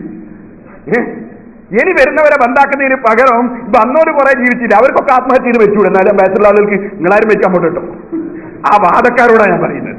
എന്നാലും ആള് പറയൂലേ പുതിയ ഇല്ലാണ്ടാക്കണം. ഞാൻ ചോദിക്കട്ടെ, ഒരു ചെറിയ തെങ്ങിന്റെ തൈ വളർത്തുന്നതിന് പകരം ആരെങ്കിലും തീറ്റ ഉള്ളതുകൊണ്ട് തൈ വെക്കാൻ എടുക്കലുണ്ടോ? തൈ ഇങ്ങനെ വളരട്ടെ, തീറ്റ മുറിച്ചുകളിയെല്ലാം ഉണ്ട്. ആർക്കും തിരിയുന്ന നിയമല്ലേ അത്? തീറ്റ ഇങ്ങനെ മുറിക്കുക, തൈ ഇങ്ങനെ വളർത്തുക. ഇത് തൈ വരണ്ട, തീറ്റ അവിടെ വെക്കട്ടെ എന്നാണ് അതിന്റെ ന്യായം. തീറ്റയല്ലേ മുറിക്കേണ്ടത്? തീറ്റ തെങ്ങ് മുറിക്കുക, അതിന്റെ തൈ ഇങ്ങനെ വളർത്തുക, അങ്ങനെയല്ലേ ചെയ്യേണ്ട? ബുദ്ധി ഉണ്ടെങ്കിൽ ഇപ്പൊ ഞാൻ അതിലേക്ക് കടന്ന് സംസാരിക്കുന്നില്ല. അപ്പോ നമ്മൾ മനസ്സിലാക്കണം, അല്ലാഹു ജല്ല ജലാലുഹു ആ റബ്ബാണ് സാമ്പത്തിക ശേഷി കൊടുക്കുന്നത്. സഹാബത്തിന്റെ കാലത്ത് ജനസംഖ്യ വളരെ കുറവാ. പഴയ കാലത്ത് ജനസംഖ്യ കുറവാ, പക്ഷെ ഭയങ്കര ഞെരിക്കാണ്, ഭയങ്കര ദാരിദ്ര്യമാണ്. ആ ദാരിദ്ര്യമുള്ളത് കൊണ്ട് സഹാബത്ത് ചോദിക്കാണ്, നബിയേ നോമ്പ് തുറക്കാൻ മാത്രം ഭക്ഷണം കൊടുക്കാൻ ഞങ്ങളെ കയ്യിലില്ലാത്തവരാണ് പലരും. അപ്പൊ നബി സല്ലല്ലാഹു അലൈഹി വസല്ലം തങ്ങൾ പറയുന്നു, യുത്തില്ലാഹു ഹാദ സവാബ മൻ ഫത്തറ സായിമൻ അലാ മുൽഖത്തി ലബനിൻ. എടോ, ഈ പ്രതിഫലമുണ്ടല്ലോ, ഏത് പ്രതിഫലം? അല്ലാഹു സുബ്ഹാനഹു വ തആല നൽകുന്ന ഈ പ്രതിഫലം. ഈ ഒരാള് ഒരു ചെറിയ വെള്ളം കൊണ്ടോ ചെറിയ പാല് കൊണ്ടോ ഒരു മുറുക്ക് എന്തെങ്കിലും സാധനം കൊണ്ട് എന്ത് കൊടുത്തിട്ട് നോമ്പ് മുറിപ്പിച്ചാലും ആ മുറിപ്പിച്ച മനുഷ്യനൊക്കെ അല്ലാഹു അതിന്റെ പ്രതിഫലം നൽകുന്നതാണ്. അഷ്റഫുൽ ഖൽഖ് മുഹമ്മദുർ റസൂലുള്ളാഹി സ്വല്ലല്ലാഹു അലൈഹി വസല്ലം തങ്ങൾ പഠിപ്പിക്കുകയാണ്.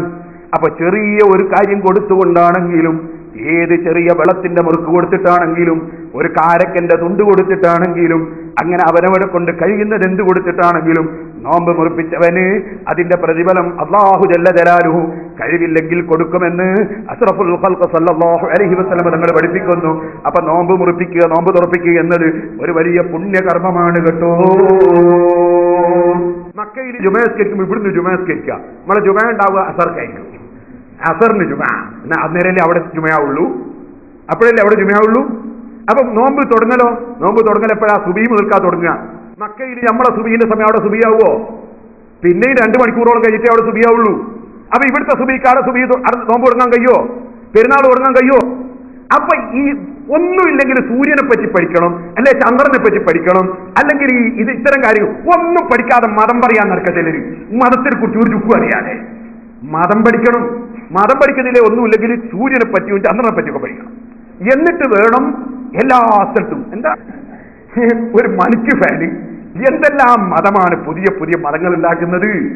അതുകൊണ്ട് തന്നെ സഹോദരന്മാരെ, മഹാന്മാരായ സഹാബത്ത്, ആ സഹാബത്ത് വളരെ വ്യക്തമായി പഠിപ്പിച്ചതല്ലേ, ഉദയാസ്തമന വ്യത്യാസമുള്ള സ്ഥലങ്ങളിൽ ആ നിലയ്ക്ക് നോമ്പും അതുപോലെ നിസ്കാരമൊക്കെ എടുക്കാൻ പറ്റുള്ളൂ. അതുകൊണ്ട് എല്ലാ സ്ഥലത്തും ഒരേ സമയത്ത് നോമ്പെടുക്കാൻ കഴിയൂല, എല്ലാ സ്ഥലത്തും ഒരേ സമയത്ത് പെരുന്നാളാക്കാൻ കഴിയൂല, എല്ലാ സ്ഥലത്തും ഒരേ സമയത്ത് അതാ നിസ്കരിക്കാൻ കഴിയൂല. നമ്മൾ ഉള്ളതുള്ളതുപോലെ നടത്തിയാൽ മതി. നമ്മളെ വകയിൽ ഒരു പുതിയ ദീൻ ഉണ്ടാക്കണ്ട. അങ്ങനെ ഉണ്ടാക്കാൻ ഇവിടെ ആരെയും അധികാരപ്പെടുത്തിയിട്ടുമില്ല. ഉള്ള ദീൻ നശിപ്പിക്കാൻ ഇവിടെ ആർക്കും തന്നെ സമ്മതിക്കാൻ അനുവദിക്കാൻ സാധ്യവുമല്ല.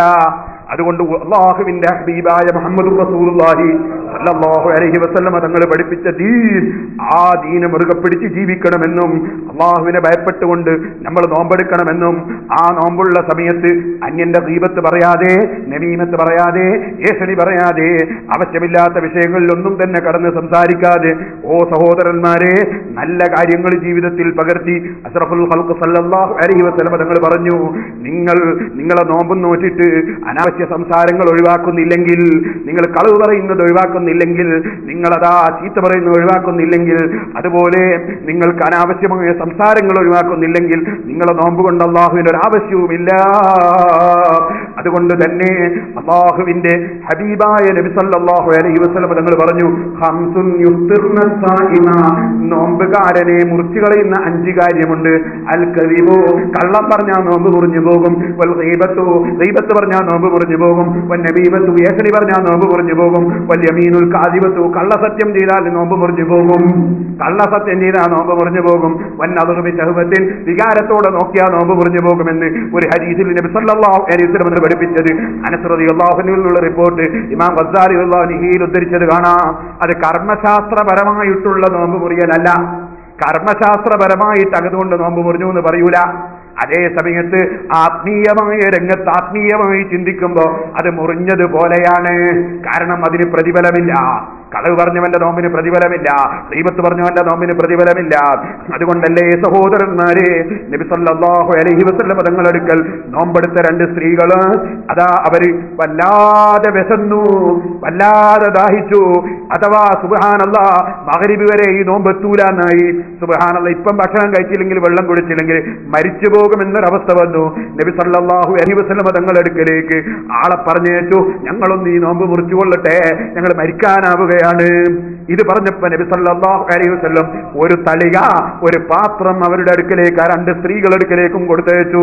എന്നിട്ട് പറഞ്ഞു, ഈ തളികയിൽ, ഈ പാത്രത്തിൽ അവരോട് ഛർദ്ദിക്കാൻ പറയൂ, തിന്നത് ഛർദ്ദിക്കാൻ പറയൂ. തിന്നാത്തവരോടാണല്ലോ തിന്ന് ഛർദ്ദിക്കാൻ പറയുന്നത്. തിന്നാഞ്ഞിട്ടാണല്ലോ വിശപ്പ്, കുടിക്കാഞ്ഞിട്ടാണല്ലോ അവർക്ക് അതാ ദാഹം. പക്ഷെ അവരോട് റസൂലുള്ള പാത്രവും കൊടുത്തേച്ച് പറയാണ്, 2 ആളോട് തിന്ന് ഛർദ്ദിക്കാൻ പറ. മഹാന്മാർക്ക് ചിലപ്പോൾ അങ്ങനെ ചില പറച്ചിലുണ്ട്. ചില മജ്ദൂബികളായ ഔലിയാക്കളും മഹാന്മാരൊക്കെ ചിലപ്പം പറഞ്ഞാൽ എന്താ ഇത് നമ്മൾ ആലോചിച്ചു പോകും. അതിനൊക്കെ ചില സിറുകൾ ഉണ്ടാകും. ആ സിറനുസരിച്ച് ചിലപ്പോൾ ചില പരിപാടികൾ നടത്തുകയും ചെയ്യും. പക്ഷെ അത് ഒറിജിനൽ ഔലിയാക്കളാണ് കേട്ടോ, കള്ളത്തരീകക്കാരല്ല.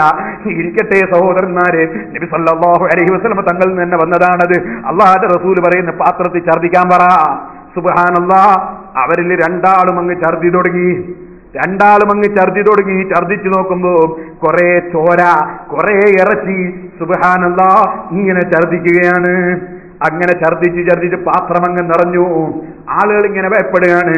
ഒന്നും തിന്നാത്ത ഇവര് എങ്ങനെ ഈ മാംസം ഇങ്ങനെ ഛർദ്ദിക്കുന്നത്, ഈ ചോര ഇങ്ങനെ ഛർദ്ദിക്കുന്നത്? സുബ്ഹാനല്ലാഹ്. അപ്പോഴല്ലേ നബി സല്ലല്ലാഹു അലൈഹി വസല്ലം തങ്ങൾ പറഞ്ഞു, ഹാതാനി സാമതാ അമ്മാ അഹല്ലല്ലാഹു ലഹുമാ വഅഫറത അലാ മാ ഹറമല്ലാഹു തആല അലൈഹിമാ. അവർ നോമ്പെടുത്തത് ഹലാലായത് തിന്നാതെയാണ്. അവർ നോമ്പ് മുറിച്ചത് ഹറാമ് തിന്നുകൊണ്ടാണ്. അവർ നോമ്പെടുത്തത് ഹലാല് തിന്നാതെയാണ്. അവർ നോമ്പ് മുറിച്ചത് ഹറാമ് തിന്നുകൊണ്ടാണ്. എന്ന് പറഞ്ഞാലോ, അവർ നോമ്പെടുത്തത് ഭക്ഷണം കഴിക്കാതെയാണ്. ഭക്ഷണം ഹലാലാണ്, വെള്ളം ഹലാലാണ്. അങ്ങനെ ഹലാലായത് തിന്നാതെ നോമ്പെടുത്തു. എന്നിട്ടവരെങ്ങനെ നോമ്പ് മുറിച്ചത്? നോമ്പ് മുറിച്ചത് ഗീബത്ത് പറഞ്ഞുകൊണ്ടാണ്. ഗീബത്ത് ഹറാമാണ്.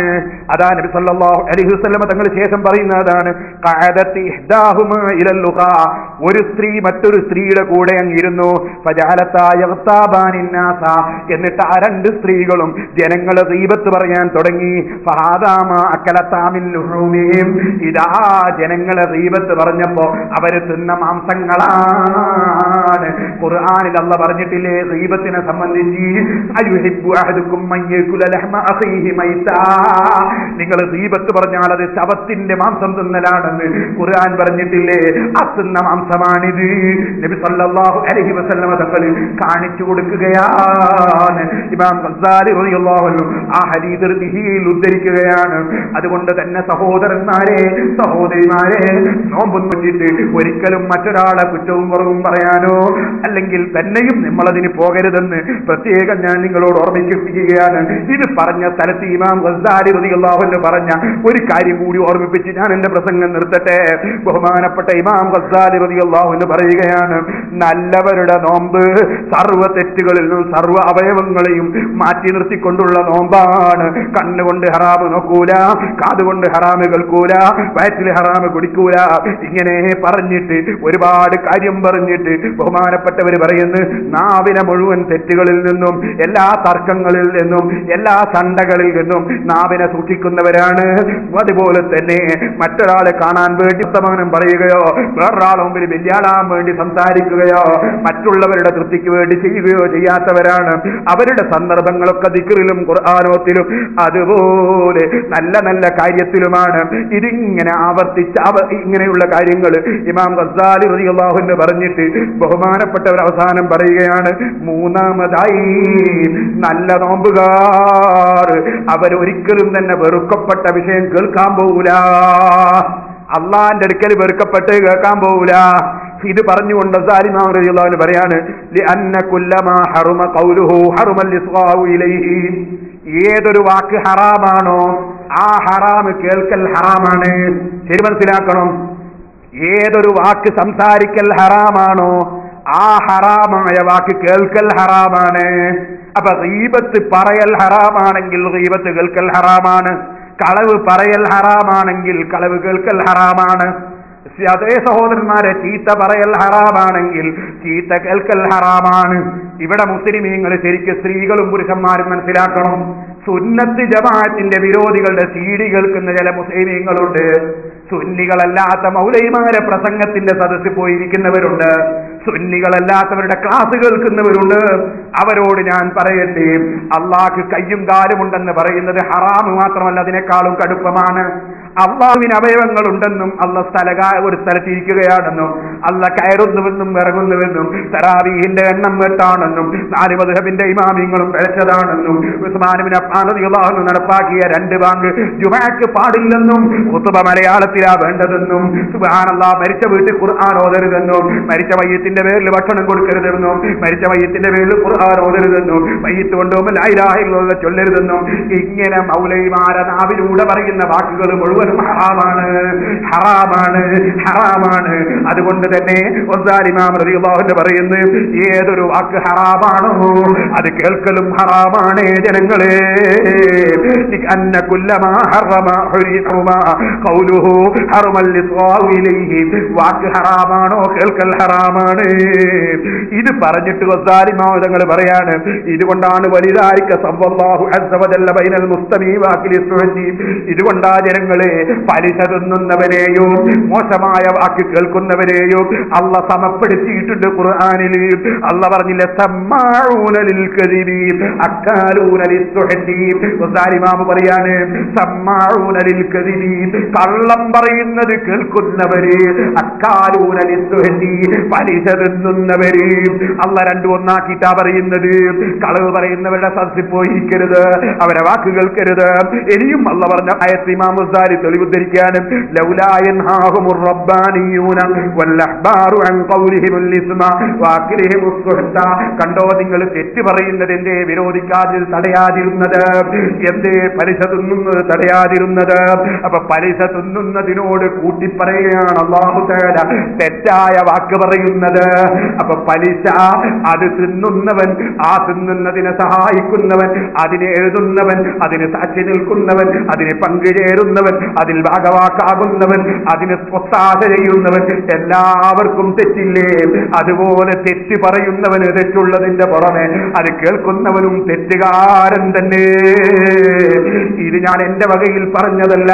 ഇമാം ഗസാലി റളിയല്ലാഹു അൻഹു നോമ്പിനെ സംബന്ധിച്ച് വിശദീകരിച്ച് എഴുതിയിട്ട് അവസാനം ഫീ അസ്ൽ ഫസ്ൽ സാനി ഫീ അസ്റാരി സൗമി വ തുറൂഖിൽ ബാത്തിന, നോമ്പിന്റെ രഹസ്യങ്ങളും നോമ്പിന്റെ ഉള്ളറകളിലുള്ള ഷർത്തുകളും അത് വിവരിക്കുന്ന അധ്യായം വെച്ചിട്ട് ആ അധ്യായത്തിൽ ബഹുമാനപ്പെട്ടവര് പറഞ്ഞ കാര്യം ഞാനും എടുത്തുദ്ധരിക്കുന്നു. അതാണ് സഹോദരന്മാരെ ഇമാമിങ്ങൾ കേട്ടോ, അവരാണ് ഔലിയാക്കൾ കേട്ടോ. ഇമാം ഗസാലി റളിയല്ലാഹു അൻഹു എന്നിട്ട് വീണ്ടും പറയുന്നു, ഫസ്സുകൂതു അലൽ ഗീബത്തി ഹറാം. തെറ്റായ സംസാരം ഗീബത്ത് ഹറാമാണ്. ആ ഹറാം പറയുന്ന സ്ഥലത്ത് വെറുതെ പോയി അടങ്ങിയിരിക്കലും ഹറാമാണ്. അല്ലാഹ് പറഞ്ഞില്ലേ ഇന്നക്കും ഇദം മിസ്ലുഹും. അതുകൊണ്ട് തന്നെ പറയുന്നവനെ പോലെ തന്നെയാണ് കേൾക്കുന്ന നിങ്ങളുമെന്ന് അല്ലാഹ് പഠിപ്പിച്ചിട്ടുണ്ട്. അതുകൊണ്ട് തന്നെ ഖൈറായ കാര്യം സംസാരിക്കുന്ന സദസ്സിലല്ലാതെ നമ്മൾ പോയി ഇരുന്നാൽ പടച്ചവനോട് മറുപടി പറയേണ്ടി വരും കേട്ടോ. നാലാമതായി ഇമാം ഗസാലി തങ്ങൾ പറയുന്ന കൈ കാല് തുടങ്ങിയ എല്ലാ അവയവങ്ങളും, ശരീരവും വയറും എല്ലാ അവയവങ്ങളും അതാ തെറ്റായ കാര്യങ്ങളിൽ നിന്ന് സംരക്ഷിക്കണം. ബഹുമാനപ്പെട്ടവർ പറയുന്ന ഹലാലായ ഭക്ഷണം തന്നെ കൂടുതൽ കഴിക്കരുത്. അതിന്റെയൊക്കെ പുറമെ മനസ്സ് പൂർണ്ണമായി അള്ളാഹുവിലേക്ക് തിരിഞ്ഞുകൊണ്ട് നോമ്പെടുക്കണം. അള്ളാഹിലെത്തിച്ചേരലാണ്, റബ്ബിന്റെ പൊരുത്തമാണ് ലക്ഷ്യമെന്ന ബോധത്തോടെ നോമ്പെടുക്കണം. ഇമാം ഗസാലി റളിയല്ലാഹു അൻഹു വിവരിക്കുന്നു, അർഹമുർ റഹീമീൻ റബ്ബ്, ആ നിലക്ക് അല്ലാഹ് പൊരുത്തപ്പെട്ട അവനിലേക്ക് അടുക്കാൻ കഴിയുന്ന നോമ്പ് നോറ്റി ജീവിച്ച് അതിനാൽ സ്വർഗത്തിൽ കിടക്കുന്ന, നരകത്തിൽ നിന്ന് മോചനം ലഭിക്കുന്ന മുഅ്മിനീങ്ങളിൽ അല്ലാഹു നമ്മെ ഉൾപ്പെടുത്തട്ടെ. ഒരു ചെറിയ ചരിത്രം പറഞ്ഞ് ഞാൻ എന്റെ പ്രസംഗം നിർത്തട്ടെ.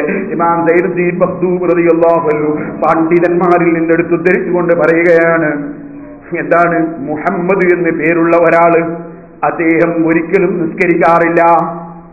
റമദാൻ മാസം ഇങ്ങ് വന്നപ്പോ മൂപ്പരെന്ത് ചെയ്തു, ശരീരമൊക്കെ ഒന്ന് നന്നായി കുളിച്ച് വൃത്തിയാക്കി, വസ്ത്രങ്ങളൊക്കെ ഒന്ന് അലക്കി, എന്നിട്ടോ തന്റെ സുഗന്ധമൊക്കെ ഒന്ന് പൂശി, സുബ്ഹാനല്ലാഹ്, അദ്ദേഹം അതാ നോമ്പെടുത്തു. നിസ്കാരമങ്ങ് തുടങ്ങി. നിസ്കാരം ഖളാ വീട്ടാനും തുടങ്ങി. അപ്പോൾ ഞാൻ ചോദിച്ചു എന്താണിത്? അദ്ദേഹം മറുപടി പറഞ്ഞു, ഹാദാ ശഹ്റു തൗബത്തി വർ-റഹ്മ. ഇത് തൗബയുടെ മാസമാണ്, ഇത് അനുഗ്രഹത്തിന്റെ മാസമാണ്. വൽ ബറക, ഇത് ബറക്കത്തിന്റെ മാസമാണ്. ഞാൻ ഇതുവരെ പലതും ചെയ്തു പോയവനാണ്, പലതും ഒഴിച്ചു പോയവനാണ്, ഞാൻ എന്റെ റബ്ബിലേക്ക് മനസ്സ് തിരിക്കാത്തവനാണ്. പക്ഷേ റബ്ബ് സുബ്ഹാനഹു വ തആല എന്നെപ്പോലുള്ള പാപികൾക്ക് അവനിലേക്ക് അടുക്കാൻ തന്ന മാസമല്ലേ ഇത്, അവനിലേക്ക് നീങ്ങാൻ തന്ന മാസമല്ലേ ഇത്, എന്റെ റബ്ബ് അതിന് തന്നതല്ലേ ഇത്.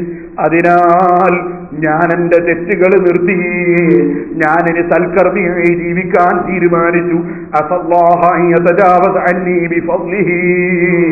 അല്ലാഹു അവന്റെ ഔദാര്യം കൊണ്ട് എന്റെ തെറ്റുകളൊക്കെ എനിക്ക് മാപ്പ് തന്നേക്കുമെന്ന് ഞാനിതാ ഉറപ്പിക്കുന്നു. സുബ്ഹാനല്ലാഹ്. ബഹുമാനപ്പെട്ട ഇമാം സയ്യിദി മഖ്ദൂം റളിയല്ലാഹു അൻഹു ഉദ്ധരിക്കുകയാണ്, അദ്ദേഹം ആ സമയം തന്നെ കുറഞ്ഞ ദിവസത്തിനിടെ മരണപ്പെട്ടു പോയി. ഞാൻ ഉറക്കിൽ അദ്ദേഹത്തെ സ്വപ്നത്തിൽ കണ്ടു. ഞാൻ അദ്ദേഹത്തോട് ചോദിച്ചു, അല്ല എന്താ ചെയ്തത് എന്ന് ചോദിച്ചു. ആ സമയത്ത് എനിക്ക് മറുപടി റമദാൻ മാസത്തിന്റെ ബഹുമാനം കണക്കിലെടുത്ത് എന്റെ റബ്ബ് അവന്റെ പാവപ്പെട്ട അടിമയായ ഞാൻ റമദാൻ വന്നപ്പോൾ സന്തോഷിച്ചു. റമദാൻ വന്നപ്പോൾ റബ്ബിലേക്ക് അടുത്തു. ഞാൻ കലാ വീട്ടാൻ തുടങ്ങി. ഞാൻ ഖേദം പ്രകടിപ്പിച്ചു. തെറ്റുകളിൽ നിന്ന് മാറി നിന്നു. ഞാൻ പൊരുത്തപ്പെടിക്കാൻ ഇറങ്ങി. കൊടുക്കേണ്ടത് കൊടുക്കാൻ ഇറങ്ങി. റമദാന് ആദിച്ചതിന്റെ പേരിൽ അല്ലാഹു എനിക്ക് മാപ്പ് തന്നുപോയി. സഹോദരന്മാരെ,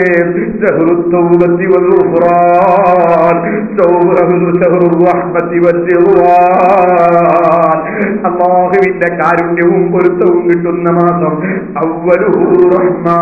തുടക്കം തന്നെ അനുഗ്രഹമാണ്.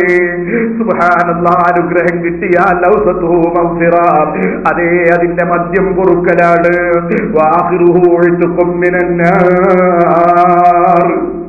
നരകത്തിൽ നിന്നുള്ള മോചനം അതൊരു വലിയ സംഗതിയല്ലേ. മഹാന്മാരായ സഹാബത്ത്, അതേ അയിമ്മത്ത്, ഔലിയാക്കൾ പാതിരാ സമയത്ത് എഴുന്നേറ്റ് നരകത്തിൽ നിന്ന് മോചനം തേടാൻ അവര് സമയം കണ്ടെത്തിയില്ലേ? അവരെ സ്വന്തം ശരീരം നരകത്തിൽ നിന്ന് മോചനം നേടി സ്വർഗം കിട്ടാൻ അവരെ ശരീരം ബലിയർപ്പിച്ചില്ലേ? നമ്മൾ പരിശുദ്ധ റമദാനിനെ ആദരിക്കേണ്ടതുപോലെ ആദരിച്ചാൽ റബ്ബ് പറഞ്ഞില്ലേ, പലതിനും പല പ്രതിഫലമുണ്ട്. നോമ്പ് എനിക്കുള്ളതാണ്, അതിന്റെ പ്രതിഫലം ഞാൻ തന്നെയാണ്. അല്ലെങ്കിൽ അതിന്റെ പ്രതിഫലം കൊടുക്കുന്നവൻ ഞാൻ തന്നെയാണ്. അഥവാ എന്നെ കാണലാണ് അതിന്റെ പ്രതിഫലം. അത് സ്വർഗത്തിൽ വെച്ച് കിട്ടുന്നതല്ലേ. റബ്ബതിന്റെ പ്രതിഫലത്തെ സംബന്ധിച്ച് പ്രത്യേകം മൂടി വെച്ച് സംസാരിക്കുന്ന വിധത്തിൽ അത് മഹത്വമാണെന്നത് പ്രത്യേകം സൂചിപ്പിക്കുകയല്ലേ ചെയ്തിട്ടുള്ളത്. അതുപോലെ സ്വർഗത്തിൽ പ്രവേശനമുണ്ടെന്നും സ്വർഗത്തിന് 8 വാതിലുകളുണ്ടെന്നും നോമ്പുകാർക്ക് കടന്നു പോകാൻ വയ്യാനെന്നൊരു വാതിൽ തന്നെ ഉണ്ടെന്നും ആ സ്വർഗക്കാരുടെ തൊള്ളയുടെ വാസന തന്നെ അത് അതാ കസ്തൂരിയേക്കാൾ നല്ല വാസനയാണെന്നും ഇങ്ങനെ എത്രയാണ് നോമ്പിനെ കുറിച്ച് നബി സല്ലല്ലാഹു അലൈഹി വസല്ലം പറഞ്ഞത്. അത് തീരുന്നതല്ല സഹോദരന്മാരെ. അതുകൊണ്ട് നോമ്പിനെയും നോമ്പുള്ള മാസത്തെയും ഒക്കെ ആദരിക്കണം, ബഹുമാനിക്കണമെന്നും ഫർദ് നോമ്പിന്റെ പുറമെ സുന്നത്ത് നോമ്പുകൾ എടുക്കാൻ വേണ്ടി എപ്പോഴും ശ്രമിക്കണമെന്നും പ്രത്യേകിച്ചും ഓർമ്മപ്പെടുത്തി ഞാൻ എന്റെ വാക്കുകൾ അവസാനിപ്പിക്കുന്നു. നോമ്പിന്റെ വിധികൾ എന്ന പേരിൽ ഞാൻ മുമ്പ് പ്രസംഗിച്ചൊരു സീഡിയുണ്ട്. നോമ്പിന്റെ മസലകളൊക്കെ അതിൽ ഞാൻ പറഞ്ഞിട്ടുണ്ട്. അതുകൊണ്ട് ഇന്ന് മസലകളിലേക്ക്, നിയമങ്ങളിലേക്ക് കടന്നിട്ടില്ല. ഇന്ന് നോമ്പുമായി ബന്ധപ്പെട്ട മഹത്വങ്ങളിലേക്കാണ് കടന്നത്. അതുകൊണ്ട് അതും കൂടി നിങ്ങളൊന്ന് ഇതിന്റെ കൂടെ ചേർത്ത് കേട്ടാൽ നോമ്പിന്റെ മസലകൾ അതിൽ നിന്ന് മനസ്സിലാക്കാമെന്ന് കൂടി ഓർമ്മപ്പെടുത്തി ഞാൻ എന്റെ വാക്കുകൾ അവസാനിപ്പിക്കുന്നു. അർഹമുർ റഹീമീനായ അൽ മലിക്കുൽ ജബ്ബാറായ രാജസയ്യിദായ റഹ്മാനേ, ഇത് ഞങ്ങൾ സാധുക്കളെ മജ്‌ലിസാണ്. നീ ബഹുമാനിച്ച, നിന്റെ ഖുർആൻ അവതരിപ്പിച്ച മാസത്തെ ബഹുമാനിച്ചുകൊണ്ട് അതിനെ സംബന്ധിച്ച് സംസാരിച്ച മജ്‌ലിസ, ദിക്റ് ചൊല്ലിയ മജ്‌ലിസ. റബ്ബേ ഞങ്ങളുടെ ദുആക്ക് നീ ഇജാബത്ത് തരണം റഹ്മാനേ. റബ്ബേ ഞങ്ങളുടെ ദുആക്ക് നീ ഇജാബത്ത് തരണം റഹ്മാനേ. എന്തെല്ലാം പ്രശ്നങ്ങളാണ് ഓരോരുത്തരും പറഞ്ഞിട്ടുള്ളത്, എന്തെല്ലാം വിഷയങ്ങൾക്കാണ് ദുആ ചെയ്യാൻ പറഞ്ഞത്. റബ്ബേ, ഈ സാധുക്കളായ ഞങ്ങൾ മറന്നാലും നീ മറതിയില്ലാത്ത രാജാവാണ്. ചോദിക്കുമ്പോൾ കൂടുതൽ ചോദിക്കുമ്പോൾ ദേഷ്യം പിടിക്കുന്നവരാണ് ഞങ്ങൾ. ചോദിക്കുന്നതിനനുസരിച്ച് അതാ താല്പര്യവും സ്നേഹവുമുള്ള രാജാവാണ് നീ. കൊടുത്താൽ തീരാത്ത ഖജനാവിന്റെ ഉടമയാണ് നീ. റബ്ബേ, ഈ സദസ്സിൽ ഒരു പ്രത്യേക മുറാദ്-ഹാസിലായാൽ 1,00,000 രൂപ സിറാജുൽ ഹുദയിലേക്ക് നേർച്ച ചെയ്തുകൊണ്ട് സ്ലിപ്പ് എന്റെ സ്നേഹിതൻ കൊടുത്തയച്ചിട്ടുണ്ട്. റബ്ബേ, അദ്ദേഹത്തിന്റെ ഉദ്ദേശം നീ പൂർത്തീകരിക്കണം. വലിയ വലിയ ഉദ്ദേശങ്ങൾ വെച്ച് പല സംഖ്യകളും നേർച്ച ചെയ്തവരുണ്ട്. റബ്ബേ, ഈ സ്ഥാപനത്തിന് നീ തന്ന ബർക്കത്ത് നീ നിലനിർത്തണം. ഇവിടേക്ക് ആര് നേർച്ച ചെയ്തോ അത് നീ സ്വീകരിക്കണം റഹ്മാനെ. അവർക്ക് എന്ത് രോഗമുണ്ടോ നീ സുഖപ്പെടുത്തണം റഹ്മാനെ. അവരിൽ ആര് ഗർഭിണികളുണ്ടോ നീ സലാമത്താക്കണം റഹ്മാനെ. ആര് മക്കളില്ലാത്തവരുണ്ടോ അവർക്ക് നീ സന്താനങ്ങളെ കൊടുക്കണം റഹ്മാനെ. റബ്ബേ, ആരവരിൽ രോഗികളുണ്ടോ നീ സുഖപ്പെടുത്തണം റഹ്മാനെ. റബ്ബേ, ക്യാൻസറിന്റെ രോഗം പറഞ്ഞവരുണ്ട്, സങ്കടത്തോടെ ചെറുപ്പക്കാരിയായ മകളുടെ രോഗം പറഞ്ഞവരുണ്ട്, ഭാര്യയുടെ രോഗം പറഞ്ഞവരുണ്ട്. റബ്ബേ, കുടുംബത്തിൽപ്പെട്ട പലരുടെയും രോഗം പറഞ്ഞവരുണ്ട്. ബാപ്പയുടെയും ഉമ്മയുടെയും ഏട്ടാനുജന്മാരുടെയും സഹോദരന്മാരുടെയും എന്തെല്ലാം രോഗങ്ങൾ പറഞ്ഞവരുണ്ട്. റബ്ബേ, ഒന്നിന്റെയും പേര് നിന്നോട് പറയേണ്ടതില്ല, ഒരാളെ പേരും നിന്നോട് പറയേണ്ടതില്ല. രോഗം നൽകുന്ന രാജാവ് നീ, സുഖപ്പെടുത്തുന്നവൻ നീ. റബ്ബേ, മാനസിക രോഗമുള്ള ചെറുപ്പക്കാരെ കുറിച്ച് പറഞ്ഞവരുണ്ട്. പ്രായം വളരെ വർദ്ധിച്ചിട്ട് റബ്ബേ എന്ത് ചെയ്യണമെന്ന ബോധമില്ലാത്ത വിധത്തിൽ പ്രായം വളരെ കൂടിയിട്ട് വിഷമിക്കുന്നവരെ കുറിച്ച് പറഞ്ഞിട്ടുണ്ട്. ഒരൊറ്റ വെള്ളം കുടിക്കാൻ കഴിയാത്തത് കൊണ്ട്, ക്യാൻസറിന്റെ രോഗം കൊണ്ട് വിഷമിക്കുന്നു. ഹൈറ് മരണമാണെങ്കിൽ അത് കൊടുക്കാൻ തന്നെ പറയണമെന്ന് പറഞ്ഞു പോയവരുണ്ട്. റബ്ബേ, ആർക്കെന്ത് രോഗം പറഞ്ഞോ, ഈ സ്ഥാപനത്തിലേക്ക് ആര് നേർച്ച ചെയ്തോ, ആര് സാധുക്കളായ ഞങ്ങളോട് സങ്കടം പറഞ്ഞോ, അവരുടെ എല്ലാവരുടെയും സങ്കടം നീ പരിഹരിക്കണേ റഹ്മാനേ. രോഗം സുഖപ്പെടുത്തണേ റഹ്മാനേ. ഓപ്പറേഷൻ വിധിച്ച് വളരെ വിഷമിക്കുന്നവരുണ്ട്, ഓപ്പറേഷൻ ഇല്ലാതെ സുഖപ്പെടുത്തണേ റഹ്മാനേ. ടെസ്റ്റിന് പോകാൻ ഒരുങ്ങിയവരുണ്ട്, ടെസ്റ്റ് ചെയ്തവരുണ്ട്. റബ്ബേ, ഹൈറായ റിസൾട്ട് നൽകണേ റഹ്മാനേ. റബ്ബേ, ജോലി ആവശ്യം വിദേശത്ത് പോകാൻ സംവിധാനം ഒരുങ്ങാത്തവരുണ്ട്, ആവശ്യമുള്ളത് നീ എളുപ്പം ചെയ്യണേ റഹ്മാനേ. വിദേശത്ത് വിഷമിക്കുന്നവരുണ്ട്, നീ ആ വിഷമം തീർത്തു കൊടുക്കണേ റഹ്മാനേ. നാട്ടിൽ തന്നെ ജോലികളിലും ബിസിനസ്സുകളിലുമൊക്കെ വളരെയേറെ പ്രയാസങ്ങളും ബുദ്ധിമുട്ടുകളും അനുഭവിച്ച് ബറക്കത്ത് നിന്നിൽ നിന്ന് പ്രതീക്ഷിക്കുന്ന ബിസിനസ്സുകാരും ജോലിക്കാരും പലരുമുണ്ട്, നീ അവർക്ക് ബറക്കത്ത് നൽകണേ റഹ്മാനേ. കടമുണ്ട് റബ്ബേ, വലിയ കടങ്ങൾ നീ വീട്ടിക്കൊടുക്കണേ റഹ്മാനേ. ഞങ്ങളെ സ്ഥാപനങ്ങളുടെ കടങ്ങളും വീട്ടിത്തരണം റഹ്മാനേ. ഞങ്ങളെ സ്നേഹിതന്മാരുടെ മക്കൾ പലരും രോഗികളുണ്ട്, അവരെ രോഗങ്ങൾ സുഖപ്പെടുത്തണം റഹ്മാനേ. ഒരു 100 ദിക്റും കൂടി നമുക്ക് ചൊല്ലാൻ, അത് ചൊല്ലിയിട്ട് ഇൻഷാ അല്ലാഹ് നമുക്ക് ദുആ ചെയ്യാം. ഒരുപാട് ആളുകൾ ദ്വാരക്കാൻ പറഞ്ഞിട്ടുണ്ട്. ഇന്ന് നേരം വെളുത്തതിന് ശേഷം തന്നെ ഒരുപാട് ആളുകൾ ഇവിടെ നേർച്ചകളും സ്വത്തുക്കളും കൊണ്ടുവന്ന് ദ്വാരക്കാൻ പറഞ്ഞിട്ടുണ്ട്. അല്ലാഹുവേ, മരിച്ചവരെല്ലാവരും ഖബറിനെ നീ സന്തോഷത്തിലാക്കണം റഹ്മാനെ. അതുപോലെ ഒരുപാട് ആളുകൾ ദ്വാരക്കാൻ പറഞ്ഞിട്ടുണ്ട്. എല്ലാവർക്കും വേണ്ടി ഇൻഷാ അല്ലാഹ് നമുക്ക് ദ്വാരക്കാം. നമ്മുടെ സയ്യിദ് സഖാഫിന്റെ ബാപ്പ ഒരു ഓപ്പറേഷൻ കഴിഞ്ഞിട്ട് ഉണ്ട്, അല്ലാഹുവിനെ പരിപൂർണമായി സുഖപ്പെടുത്തട്ടെ. അതുപോലെ മുസ്ലിം ഉസ്താദിന്റെ മകനൊരു ചെറിയ അസുഖം, എൻ്റെ അനുജന്റെ കുട്ടിക്ക് ഒരു ചെറിയ അസുഖം, അല്ലാഹു എല്ലാം പൂർണ്ണമായി സുഖപ്പെടുത്തട്ടെ. അതുപോലെ ഹോസ്പിറ്റലിൽ കിടക്കുന്ന പലർക്കും വേണ്ടി ദ്വാരക്കാൻ പറഞ്ഞിട്ടുണ്ട്. പഠിച്ചുകൊണ്ടിരിക്കുന്ന കുട്ടികളുണ്ട്, MBBS പാസ്സായി ഇട്ടുള്ള കുട്ടികൾ നമ്മുടെ ഈ സദസ്സിലുണ്ട്. നമ്മുടെ ഹൂറാജിയുടെ മകൻ, അദ്ദേഹം മസ്കത്തിൽ നമ്മളെ ഈ സ്ഥാപനത്തിന് ഇതിന്റെ തുടക്കകാലത്ത് എന്നോട് വല്ലാതെ സഹകരിച്ച, ഞാൻ വിചാരിച്ചതിലും അകമഴിഞ്ഞുകൊണ്ട് സഹകരിച്ച ഒരാളാണ്. അല്ലാഹു അദ്ദേഹത്തിനും അദ്ദേഹത്തിന്റെ കുടുംബത്തിനും ബർക്കത്ത് ചെയ്യട്ടെ. അദ്ദേഹത്തിന്റെ മകൻ MBBS കഴിച്ചിട്ട് ഇനി മേലോട്ട് പഠിക്കാനുള്ള സംവിധാനങ്ങളും കാര്യങ്ങളൊക്കെ ചിന്തിക്കുന്നുണ്ട്. അല്ലാഹു അദ്ദേഹത്തിന് ബർക്കത്ത് ചെയ്യട്ടെ. അതുപോലെ പഠിച്ച ഒരുപാട് ആളുകൾ, പഠിച്ചുകൊണ്ടിരിക്കുന്നവർ, പരീക്ഷ ഉള്ളവർ പലരും ദ്വാരക്കാൻ പറഞ്ഞിട്ടുണ്ട്. എല്ലാവർക്കും വേണ്ടിയും ദ്വാര ചെയ്യുന്നു. നമ്മുടെ മേപ്പയൂർ സിറാജുൽ ഹുദ സ്ഥാപിക്കാൻ വേണ്ടി സ്ഥലം വാങ്ങുന്ന അവസരത്തിലൊക്കെ വലിയ സഹായം ചെയ്ത് നമ്മുടെ അബ്ദുൾ റസാഖ് ഹാജിയുണ്ട്. അല്ലാഹു അദ്ദേഹത്തിന്റെ ബിസിനസ്സിലും ജോലിയൊക്കെ ബർക്കത്ത് ചെയ്യട്ടെ. അതുപോലെ തുടങ്ങിയിട്ട് ഇന്ന് നേരം വെളുത്തതിന് ശേഷം ഞാൻ നിങ്ങളോട് ഒരു സന്തോഷ വാർത്ത പറയുന്നു. ആ സന്തോഷ വാർത്ത നിങ്ങളോട് പറയുന്നത് വെറുതെ പറയല്ല, നിങ്ങളൊക്കെ അതിന് ദ്വാരക്കണമെന്ന്. രണ്ടാമത്തെ കഴിയുന്ന ഒരു സഹായിക്കുകയും ചെയ്യണം. അതിനുവേണ്ടി പറയാണ്, ഈ പള്ളിന്റെ നേരെ ബേക്കിൽ ഉള്ള ഒരു സ്ഥലമുണ്ട്, ഒരു 30 സെന്റോളം സ്ഥലമുണ്ട്. ആ സ്ഥലം പലപ്പോഴും എന്നോട് വിൽക്കുന്നതിന് ഒരിക്കലും നമ്മളത് പൈസ ഉണ്ടാവില്ല. അങ്ങനെ വാങ്ങാണ്ട് പോയി എങ്ങനെ പോയി വെള്ളം ഇവിടെ വില ഇങ്ങനെ കൂടി വന്നു. ഈ പള്ളി നിൽക്കുന്ന സ്ഥലം നമ്മൾ സെന്റ് 19,000 രൂപയ്ക്ക് വാങ്ങിയതാ. ഇപ്പൊ ഈ പള്ളി നിൽക്കുന്ന സ്ഥലം വിൽക്കുകയാണെങ്കിൽ സെന്റിന് 10 ലക്ഷം കിട്ടും. പക്ഷേ വിൽക്കാൻ പറ്റൂലല്ലോ, പള്ളിക്ക് സ്ഥലക്കാൻ പറ്റും. അതുപോലെ നമ്മുടെ സ്ഥാപനം നിൽക്കുന്ന സ്ഥലമൊന്നും വിൽക്കാൻ പറ്റൂല. അവൻ ഞങ്ങൾക്ക് കടമുണ്ട് എന്ന് പറയും. ഇന്നാൾ ഒരാൾ എന്നോട് പറഞ്ഞു, നിങ്ങൾ ഇങ്ങനെ എല്ലാ പ്രശ്നത്തിലും കടമുണ്ട് എന്ന് ചോദിച്ചു. ചങ്ങാതി ചോദിച്ചിട്ട് ഇയാളോട് ആരാ കടം വാങ്ങാൻ പറഞ്ഞത്, ഇയാളോട് ആരാ കടം വാങ്ങാൻ പറഞ്ഞ കടമുണ്ടെന്ന് ഇയാൾ ഇതിനാ പറയുന്നത് എന്ന് ഒരാൾ ചോദിച്ചു. ഞാൻ പറഞ്ഞു, കൊടുക്കാത്തവനെ അങ്ങനെ പറയുള്ളൂ, കൊടുക്കൊന്നും പറയൂല, കൊടുക്കുന്നവനെ പറയൂല, ഒരു കയ്യിൽ നിന്ന് കൊടുക്കുകയുള്ളൂ, ഒരാൾ പറയൂല. ഞാൻ പേരാമ്പറുള്ള രാജ്യാരുണ്ട്, അയാളോട് ഞാൻ പറഞ്ഞു, വലിയ കടം വാങ്ങിയിട്ട് മേപ്പി ഒരു സ്ഥലം എടുത്തിട്ടുണ്ട് രാജ്യാരെ, ഒരുപാട് 10-30 ലക്ഷം രൂപ അന്ന് 30 ലക്ഷം അന്ന് കടയുള്ളൂ. ഇന്ന് 3 കോടിയോളം കടയുണ്ട്. അള്ളാഹുത്തെ എല്ലാ കടം വീട്ടിൽ നിങ്ങൾ ബേജാറൊന്നും വേണ്ട, എടുത്ത സ്ഥലം വിറ്റാൽ 10 കോടി കിട്ടൂ, പക്ഷെ വിൽക്കാൻ പറ്റില്ല എന്നുള്ളതാണ്. അപ്പോ ഞാൻ പറഞ്ഞത്, അപ്പൊ ആജിയാര് നമ്മുടെ സക്കാഫിനോട് പറഞ്ഞു, ദുബായിലാണ് അയാൾ, ദുബായിലുള്ള സക്കാഫിനോട് പറഞ്ഞു, കൈപ്പുറ സക്കാഫിനോട് പറഞ്ഞു, അയാൾ 10-40 ലക്ഷം റുപ്യ കടായി എന്നോട് പറഞ്ഞപ്പോൾ ഞാൻ വല്ലാതെ ആയിപ്പോയി. പഠിച്ചവനെ അയാളെ മോളെ വാങ്ങിക്കാനും അയാളെ മകളെ കെട്ടിക്കാനോ അല്ലെ അയാളെ മക്കളെ വിവാഹത്തിന് അയാളെ പുരക്ക് വേണ്ടി ഒന്നുള്ള കടം വാങ്ങി അയാൾ ദീനിന് വേണ്ടി വാങ്ങിയല്ലേ എന്ന് വെച്ചിട്ട് ഞാൻ വല്ലാതെ വിഷമിച്ചു. 50,000 റുപ്യ അയാൾ തരുകയും ചെയ്തിരിക്കുന്നു. തരുന്നവനെ പറയൂല, തരുന്നാൽ നല്ലത് പറയുള്ളൂ. തരാത്തവനാ ചോദിക്കുക ഇയാളോടാ കടാക്കാൻ പറഞ്ഞത് എന്ന് ചോദിക്കുന്നു. തരാത്തവനെ കൊടുക്കാത്തവനെ പറയുള്ളൂ, കൊടുക്കുന്നവൻ പറയൂല. കൊടുക്കുന്നവൻ അയാളെ കൊണ്ട് കഴിയുന്നത് ചെയ്യും, അങ്ങനെ ചെയ്യുള്ളൂ.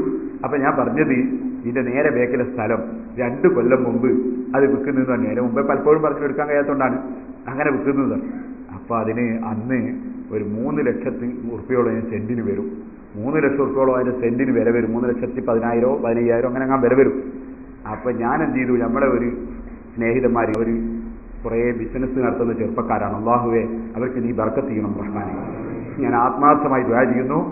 നിങ്ങൾ മനസ്സിലാക്കണം, 2 ദിവസം മുമ്പ് എന്നോട് അവർ വിളിച്ചിട്ട് ഒരു സംഗതി പറഞ്ഞു. അത് ഒരു വലിയ സംഗതി പറഞ്ഞു. അത് സാധുക്കളെ സഹായിക്കാൻ വേണ്ടി ഒരു ചെറിയ സംഖ്യ തരാൻ. ചെറിയ സംഖ്യയാണ്, വലിയ സംഖ്യയല്ല. അവരെ സംബന്ധിച്ചിടത്തോളം, എന്നെ സംബന്ധിച്ചിടത്തോളം വലിയ സംഖ്യ, വലിയ മുതലാളിമാരെ സംബന്ധിച്ചിടത്തോളം വലിയ സംഖ്യ ആയിരിക്കില്ല. അങ്ങനെ ഒരു സംഖ്യ തരാണ്. എനിക്ക് ഭയങ്കര സന്തോഷമായി. അൽഹംദുലില്ലാഹ് ഇന്ന് പകല് തന്നെ നേരം കൊടുത്തതിന് ശേഷം വളരെ പാവപ്പെട്ട ആളുകൾക്ക് ഞാൻ അതിൽ നിന്ന് കൊടുത്തു, ഇന്നലെ കൊടുത്തു. അപ്പോൾ അത് വലിയ സന്തോഷമായി. സാധുക്കൾ വന്ന് സങ്കടം പറയും, എന്തെങ്കിലും കൊടുക്കാൻ സാധിച്ചാൽ വലിയ സന്തോഷമാണല്ലോ. അപ്പോൾ അവരോട് ഞാൻ പറഞ്ഞു, നിങ്ങൾ പൈസ തൽക്കാലം സഹായിക്കണം എന്ന് പറഞ്ഞിട്ട് അങ്ങനെ അഡ്വാൻസ് കൊടുക്കാൻ വേണ്ടി അവരോട് സംഖ്യ കടം വാങ്ങി. അങ്ങനെ പലരോട് കടം വാങ്ങി. അങ്ങനെ സ്ഥലം 3-4 ആളെ പേരിൽ, ആളുകളുടെ പേരിൽ രജിസ്റ്റർ ചെയ്തിട്ടു. സിറാജുകളുടെ പേരിൽ രജിസ്റ്റർ ചെയ്യാൻ ധൈര്യം ഇല്ലാത്തതുകൊണ്ട് രജിസ്റ്റർ ചെയ്ത് 3-4 ആളെ പേരിൽ രജിസ്റ്റർ ചെയ്തിട്ടു. അന്ന് അത് രജിസ്റ്റർ ചെയ്തിട്ടു. അൽഹംദുലില്ലാഹ് അങ്ങനെ കഴിഞ്ഞ് ഇവിടെ വിലയ്ക്കനെ കൂടി വന്ന് ഇപ്പൊ കഴിഞ്ഞ ആഴ്ച എന്നോട് ഒരാൾ അതിന് സെന്റിന് 7 ലക്ഷം റുപ്യ വില പറഞ്ഞു. 3 ലക്ഷത്തിനെടുത്ത സ്ഥലം. അപ്പൊ ആദ്യം വലിയ സംഖ്യ കടം വാങ്ങിയ ആളുണ്ടല്ലോ, അയാളോട് ഞാൻ ചോദിച്ചപ്പോൾ അയാൾ എന്നോട് പറഞ്ഞു, നമുക്ക് കൂടുതലൊന്നും തരണ്ട, തന്ന സംഖ്യ മാത്രമേ തന്നേച്ചാൽ മതി, കൂടുതൽ തരണ്ട, നിങ്ങൾ ഇഷ്ടം പോലെ ചെയ്യാം. അവരെ സംഖ്യ തൽക്കാലം വേറെ ചില സ്ഥലത്ത് നിന്ന് കടം വാങ്ങിയിട്ട് അവരെ കൊടുത്ത്, അങ്ങനെയാണ് പരിപാടി. അത് അവരെ കൊടുത്ത് ഈ സ്ഥലം രസീത് വാങ്ങണമെങ്കിൽ ഇപ്പൊ നമുക്ക് 90 ലക്ഷം റുപ്യ ചുരുങ്ങിയത് വേണം. 1 സെന്റിന് 90 ലക്ഷം റുപ്യാണ്. അതിന് ഒരാളില്ലെങ്കിൽ തന്നാൽ അൽഹംദുലില്ലാഹ് ഖൈർ. അങ്ങനെ ആയിരിക്കും അല്ലാഹു തൗഫീഖ് ഞങ്ങൾ വിചാരിക്കും നമുക്ക് വേറെ സ്ഥലം എടുക്കാൻ. അല്ലാഹ് എന്താ അങ്ങനെ തന്നൂടെ? അള്ളാഹിന്റെ ഖജനാവ് വലുതല്ലേ. അള്ളാഹു തആല അത് പൂർണ്ണമായിട്ട് അതിന് വരുന്ന സംഖ്യ അതിന്റെ തൊട്ടും ഞാനിപ്പോൾ കുറഞ്ഞ സ്ഥലം കൂടി എടുത്തിട്ടുണ്ട്. അത് എന്റെ 5.5 എടുത്ത്, കാരണം ഒന്നും കൂടി റെഡിയാക്കേണ്ടിട്ട് എടുത്തതാണ്. അതിനും വേറെ പൈസ കിട്ടണമല്ലോ. അപ്പൊ അത് അള്ളാഹു തആല ഒരാൾക്കുണ്ടെങ്കിൽ തരാൻ അള്ളാഹു തോന്നിപ്പിച്ചാലോ അൽഹംദുലില്ലാഹ് ഖൈർ. ഇല്ലേ ഞാൻ കടത്തിലായി പോകും. അള്ളാഹു തആല നമ്മളെ കടമൊക്കെ വീട്ടിൽ തരട്ടെ. നിങ്ങൾ വേർക്കണം, അതിന് വേണ്ടി പറയണം. എല്ലാവർക്കും നിങ്ങളിപ്പോൾ ഒരു സെന്റിന്റെ പൈസ 3 ലക്ഷങ്ങളൊക്കെ തരുമെന്ന് വിചാരിക്കാം, അതിലധികം തരൂല്ലല്ലോ. അപ്പൊ ഇന്ന് വൈകുന്നേരം വന്നിട്ട് ഒരാള് 50,000 റുപ്യ തന്നിട്ട് ബാക്കി ഇൻഷാ അല്ലാഹ് 2.5 ലക്ഷം കൂടി അവർ തരും എന്ന് കേട്ടു. അവർ ദിക്റിന്റെ സദസ്സിൽ കുറേ നേരം പങ്കെടുത്തു. അവർ പോയി. അല്ലാഹു സുബ്ഹാനഹു വ തആല പങ്കെടുത്തവരും അവരുടെ കൂട്ടത്തിൽ തിരക്കിലോട്ട് പോയവരുണ്ടാവും. അല്ലാഹു തആല അവർക്ക് ബർക്കത്ത് ചെയ്യട്ടെ. അങ്ങനെ 3 ലക്ഷം ആൾ തരാം. ഇനിയും കിട്ടണം. അതിന് 29 സെന്റിന്റെ പൈസ ഇനിയും കിട്ടണം. അതിന് തന്നെ 50 കിട്ടിയില്ല, 2.5 പിന്നെ അവരെ തന്നെ കിട്ടണം. അല്ലാഹു അവർക്ക് കൊടുക്കാൻ അതിന് ദുഃഖിക്കട്ടെ. അപ്പോൾ നല്ല സംഖ്യ വേണം. കോടിക്കണക്കിന് രൂപ കടയുണ്ട്. അതൊക്കെ ഇപ്പം തീരണം. ഇപ്പം റമദാനാണ്. അതുകൊണ്ട് റമദാനെ സംബന്ധിച്ച് ബാധ നിങ്ങളോട് 1 ലക്ഷം ഇങ്ങനെ തീരുവെടുക്കാൻ വിചാരിച്ചിട്ടാണ് നിങ്ങൾ വിചാരിക്കേണ്ട. നിങ്ങളുടെ കൂട്ടത്തിൽ ആരെങ്കിലും അതിന് സാധിക്കുന്നവർ ഉണ്ടെങ്കിൽ അവർ തരിക. ഇല്ലെങ്കിൽ നിങ്ങൾക്കറിയും അങ്ങനെ കൊടുക്കാൻ കഴിയുന്ന ആളുകൾ അറിയും. അവരെ നിങ്ങൾ പരിചയപ്പെടുത്തുക. എന്നിട്ട് അവരെടുത്ത് കൂട്ടിക്കൊണ്ടുപോവുക. എന്നിട്ട് ഒരു അരസെന്തെങ്കിലും ഇല്ലാതെ കിട്ടുമോ നോക്കുക. കിട്ടിയില്ല എന്നൊന്നും പറയരുത്. തന്നാലും നിങ്ങളൊന്നും പറയില്ല. നിങ്ങളാരും ബേജാറാണ്ട. കാരണം കൊടുത്ത പൈസ വാങ്ങാൻ പോകുന്നതല്ല, അവരെ പൈസ വാങ്ങാൻ പോകാൻ. അത് അവർക്ക് ബാക്കിയെങ്കിലും കൊടുക്കാൻ കഴിയുള്ളൂ. നമ്മളെ കാര്യം അല്ലാഹു തആല ഏതായാലും ഏറ്റെടുത്തിട്ട് അവനെ നടത്തും. അതുകൊണ്ട് നല്ല നിയ്യത്തോടെ കൊടുക്കാൻ കഴിയുന്ന ആളുകൾക്ക് പരിചയപ്പെടുത്തി തരണം. നമുക്ക് ഇവിടെ ഒരു ചെറിയ സ്ഥാപനം, നമുക്ക് കുറച്ച് പീഡിയ റൂമുകൾ നമ്മുടെ സ്ഥാപനത്തിന് വരുമാനത്തിന് വേണ്ടി ഉണ്ടാക്കണം. ഇപ്പം വെറും ശമ്പളം കൊടുക്കാൻ വേണ്ടി മാത്രം, സ്കൂളിലെ ശമ്പളമല്ല, സ്കൂൾ കൂടാതെ നമ്മുടെ മദ്രസയിലും പള്ളിയിലൊക്കെ ഉള്ള ആളുകളുടെ ശമ്പളം, ദർസിലൊക്കെ ഉള്ള ശമ്പളം, ഓഫീസിലുള്ളവരുടെ ശമ്പളം, ആ ശമ്പളം കൊടുക്കാൻ മാത്രം ഒരു മാസത്തിൽ 5 ലക്ഷം രൂപയോളമാണ് ചിലവ്. പിന്നെ കറണ്ടിന്റെ പൈസ, ഫോണിന്റെ പൈസ, ഭക്ഷണത്തിന്റെ പൈസ ഒക്കെ വേറെ വേണം. അള്ളാഹു വലിയ നിയമത്ത് ചെയ്തിട്ടുണ്ട്. നമ്മുടെ നാദാപുരത്ത് സെൽഫിയും കൂടി വന്നുകൊണ്ട് ഭയങ്കര നിയമത്തായിട്ടുണ്ട്. കാരണം മൂപ്പര് വരുമ്പോൾ 2 ലക്ഷം റുപ്യ നമുക്ക് നേർച്ചിട്ടുള്ളൂ. ഇപ്പം അള്ളാന്റെ തൗഫീഖ് അയാളെ പ്രസംഗത്തിൽ, കഴിഞ്ഞ പ്രസംഗത്തിൽ മൂപ്പര് എന്ത് ചെയ്തു, എൻ്റെ അടുത്ത് പൈസ കൊണ്ടുത്തരുമ്പോൾ ഞാൻ ഇങ്ങനെ കീശയിലിരുന്ന് കഴിഞ്ഞ പ്രസംഗത്തിൽ മൂപ്പര് കാണിച്ചു. അതുകൊണ്ട് കഴിഞ്ഞ പ്രസംഗത്തിന് ശേഷം പിന്നെ 50,000 കൂടിയിട്ടുണ്ട് നേർച്ച. എനിക്കിത് നേടി മതിയാവില്ല. 15 ലക്ഷം റുപ്യയുടെ ഒരു മാസം ചെലവ് ചെയ്യാൻ മാത്രം. വിദേശത്ത് നിന്ന് കഠിനാധ്വാനം ചെയ്ത് പ്രവർത്തിക്കുന്നവരും സഹായിക്കുന്നവരുണ്ട്. അല്ലാഹു സുബ്ഹാനഹു വ തആല അവർക്കൊക്കെ ബർക്കത്ത് ചെയ്യട്ടെ. നമ്മുടെ കമ്മിറ്റിയുടെ പ്രവർത്തകന്മാർ, ഇന്ന് ബഹ്റൈനിലെ പ്രവർത്തകന്മാർ വന്ന് അവർ വിറ്റ് സങ്കേതിച്ചു വന്നു. അല്ലാഹുവിற்கு ബർക്കത്ത് ചെയ്യട്ടെ. അതുപോലെ സൗദി അറേബ്യയിലുള്ള, അതുപോലെ UAE-യിലുള്ള, അതുപോലെ ഒമാനിലുള്ള, ബഹ്റൈനിലുള്ള, കുവൈത്തിലുള്ള, അതുപോലുള്ള എല്ലാ രാഷ്ട്രങ്ങളിലുമുള്ള നമ്മുടെ പ്രവർത്തകന്മാർ കഴിയുന്ന സഹായം എത്തിച്ചേരുന്നവരുണ്ട്. അവിടെ വരുത്തം കിട്ടുവെക്കുന്നവരുണ്ട്, ചിലർ വരുത്തം കിട്ടുവെച്ചിട്ട് ഇവിടെ കൊണ്ടുതരുന്നവരുണ്ട്. അള്ളാഹു എല്ലാവർക്കും ബർക്കത്ത് ചെയ്യട്ടെ. അത് എല്ലാവർക്കും വേണ്ടി ദ്വാരക്കാം. നിങ്ങളെല്ലാവരും ആത്മാർത്ഥമായി ദ്വാ ചെയ്യണം എന്ന് ഓർമ്മപ്പെടുത്തുന്നു. ഓപ്പറേഷൻ 3 കഴിഞ്ഞ് വേദന സഹിക്കാനാവുന്നില്ല, അതുകൊണ്ട് പ്രത്യേകം ദ്വാരക്കണം എന്ന് പറഞ്ഞിട്ട് ഒരാൾ അള്ളാഹുവെ അദ്ദേഹത്തിന്റെ രോഗം പൂർണ്ണമായി സുഖപ്പെടുത്തണം റഹ്മാനെ. നമ്മുടെ ഒരു മുഅല്ലിം കൂടിയാണ് അദ്ദേഹം. അള്ളാഹുവെ അദ്ദേഹത്തിന് ബർക്കത്ത് ചെയ്യണം റഹ്മാനെ, അദ്ദേഹത്തിന്റെ കടങ്ങൾ വീട്ടി കൊടുക്കണം റഹ്മാനെ. അതുപോലെ പ്രത്യേകം ദുആ ചെയ്യാൻ വേണ്ടി ഒരാൾ പറഞ്ഞിട്ടുണ്ട്. ഞാൻ നേരത്തെ പറഞ്ഞ 1 സെന്റിന് 3 ലക്ഷം ഉറുപ്പിക തരാമെന്ന് പറഞ്ഞ ഒരാൾ ഒരു പ്രധാന കാര്യം എളുപ്പാൻ വേണ്ടി ദ്വാരക്കണമെന്ന് പ്രത്യേകം പറഞ്ഞിട്ടുണ്ട്. അള്ളാഹു അദ്ദേഹത്തിന് അത് എളുപ്പാക്കട്ടെ. അതുപോലെ ഇവിടെ അഷ്റഫ് സ്ഥലം സംബന്ധമായ വിഷയത്തിൽ പ്രത്യേകം ദുആ ചെയ്യണമെന്ന് പറഞ്ഞിട്ട് ഈ അഷ്റഫ് സംഭാവന തന്നിട്ട് ദ്വാരക്കാൻ പറഞ്ഞിട്ടുണ്ട്. എല്ലാവർക്കും വേണ്ടി ദ്വാരക്കുന്നു. ഇവിടെ നമ്മുടെ മരണപ്പെട്ടുപോയ MP കുഞ്ഞാലി മുസ്ലിയാർ, അള്ളാഹു അദ്ദേഹത്തിന്റെ ഖബർ സന്തോഷത്തിലാക്കട്ടെ. അദ്ദേഹം നമുക്ക് സിറാജുൽ ഹുദക്ക് ഒരു മദ്രസ തന്നെ എടുക്കുക എന്നാളാണ്. ഒരു മദ്രസ അയാളെ വകയിൽ എടുക്കുക, സിറാജുൽ ഹുദന്റെ കീഴിലല്ല, ഒരു പാവപ്പെട്ട ആളുകൾ പഠിക്കുന്ന മദ്രസ സ്വന്തത്തിൽ എടുക്കുക എന്നാണ്. പണ്ഡിതന്മാർ പലരും പൈസ ഉണ്ടായാൽ തന്നെ കൊടുക്കാൻ മടിയായിട്ട് അദ്ദേഹത്തിന് കൊടുക്കാനുള്ള ഭാഗ്യം കൊടുത്തിട്ടുണ്ട്. ഞാൻ മനസ്സിലാക്കിയെടുത്തോളം ഇങ്ങനെ അയാൾ സമ്പാദിച്ചിട്ടില്ല. അള്ളാഹു അദ്ദേഹത്തിന്റെ കുടുംബത്തിനും മക്കൾക്കൊക്കെ ബർക്കത്ത് ചെയ്യട്ടെ. അദ്ദേഹത്തിന്റെ ഖബറിടം അള്ളാഹു സ്വർഗ്ഗത്തോപ്പാക്കട്ടെ. സഹോദരന്മാരെല്ലാവർക്കും വേണ്ടി ഇൻഷാല്ലാഹ് ദ്വാരക്കാം. അതുപോലെ നമ്മളെ സഹായിച്ച പലരുണ്ട്, മരിച്ചുപോയവർ, നാദാവത്തിന്റെ കടവൽ കുഞ്ഞബ്ദ ഹാജി, ഇപ്പം നമ്മളെ വളരെ സഹായിച്ച ആളുകളാണ്. അള്ളാഹു അവർക്കൊക്കെ ബർക്കത്ത് ചെയ്യട്ടെ. നമുക്കൊരു 100 ദിക്ർ ലാ ഇലാഹ ഇല്ലല്ലാഹ് എഴുതണം. അത് കഴിഞ്ഞിട്ട് ദ്വാരക്കണം. ഇപ്പോൾ നിങ്ങളൊക്കെ ആ ലാ ഇലാഹ ഇല്ലല്ലാഹ് എഴുതുന്നതിൻ്റെ ഇടയ്ക്ക് എല്ലാവരും സംഭാവന കൊണ്ട് തരണം. അതെന്ത് സംഭാവന വെച്ചാൽ സിറാജുൽ ഹുദയിലേക്കല്ല, ഇത് സിറാജുൽ ഹുദയിലേക്ക് അല്ലെങ്കിൽ നിങ്ങൾ എന്നോട് പറയണം. സിറാജുൽ ഹുദ കാണാൻ പറഞ്ഞിട്ടില്ല, എൻ്റെ കീശയിലിരുന്ന വൈച്ചപ്പോൾ സിറാജുൽ ഹുദയിലാണ്. ഇനിയിപ്പോൾ ഞാൻ ഏതെങ്കിലും ഒരു സ്ഥലത്ത് നിന്ന് എപ്പോഴെങ്കിലും അള്ളാഹു പെട്ടെന്നുള്ള മരണങ്ങളിൽ നിന്ന് അള്ളാഹു രക്ഷിക്കട്ടെ. മരിച്ചു പോയാൽ എൻ്റെ കീശയിലുള്ള വൈച്ചൊക്കെ സിറാജുൽ ഹുദയിൻ്റെ ആയിരിക്കും എന്ന് ഞാൻ ഇവിടെ പറഞ്ഞു വെച്ചിട്ടുണ്ട് ഓഫീസിൽ. എൻ്റെ പൈസയാണെങ്കിൽ ഞാൻ പ്രത്യേകം സ്വന്തം സംഖ്യ എന്ന് കവറിൽ എഴുതിയിട്ട് ഇട്ടിട്ട് മാത്രമേ വെക്കുള്ളൂ. എൻ്റെ ബെൽറ്റിൻ്റെ ഉള്ളിൽ ഉണ്ടാകുന്ന സംഖ്യ എൻ്റെതായിരിക്കും. അത് എപ്പോഴും കവറെടുക്കാനാവില്ല, ചിലപ്പോൾ ബെൽറ്റിൻ്റെ ഉള്ളിൽ വെക്കേണ്ടി വരും. അങ്ങനെയാണ്. അപ്പോൾ ഞാൻ പറഞ്ഞത് എൻ്റെ കീശയിലിരുന്ന വയസ്സ് സിറാജുൽ ഹുദയിലാണ്. ദിക്ർ ഹൽക്കയിലേക്ക് കിട്ടുന്ന സംഖ്യ അത് സിറാജുൽ ഹുദക്ക് എടുക്കൂല. അത് പാവപ്പെട്ട പെൺകുട്ടികളെ കല്യാണത്തിന്, വളരെ പാവപ്പെട്ട ആളുകളുടെ രോഗത്തിന് ചികിത്സ, അതുപോലെ വീട് നിർമ്മാണം, അങ്ങനത്തെ സംഗതിക്ക് മാത്രമേ ഉപയോഗിക്കുള്ളൂ. നമ്മളെ മദ്രസയിൽ പഠിച്ചുകൊണ്ടിരിക്കുന്ന ഒരു കുട്ടി കിഡ്നി നഷ്ടപ്പെട്ടു പോയി. ആ കുട്ടിക്ക് കിഡ്നി മാറ്റി വെക്കണമെങ്കിൽ 8 ലക്ഷം ഉറുപ്പ്യ വേണം. 8 ലക്ഷം ഉറുപ്പ്യ വേണം. നമ്മളെ മദ്രസയിൽ പഠിച്ചുകൊണ്ടിരിക്കുന്ന കുട്ടിയാണ്. 2 കുട്ടികളാണ് നമ്മൾ മനസ്സിലാക്കി. വളരെ പാവപ്പെട്ട തൊഴിലാളിയാണ്. ആ തൊഴിലാളിയുടെ ഇവിടെ തന്നെ ജോലി ചെയ്യുന്ന തൊഴിലാളിയുടെ കുട്ടിയാണ്. ആ കുട്ടിയുടെ കിഡ്നി മാറ്റി വെക്കുന്ന വിഷയത്തിൽ നിങ്ങളൊക്കെ നല്ല സംഭാവന തരണം. അത് കഴിവിൻ്റെ പരമാവധി തരണം. ഞാനിപ്പോൾ അവിടെ നിൽക്കുമ്പോൾ നമ്മളെ മൊയ്തുഹാജി, അള്ളാഹു അദ്ദേഹത്തിന് ബർക്കത്ത് ചെയ്യട്ടെ, അദ്ദേഹം ഇന്നലെ ഒറ്റ വന്നിട്ടുള്ളൂ. എപ്പോഴും എല്ലാവരും തരുന്ന ഒരാളാണ്.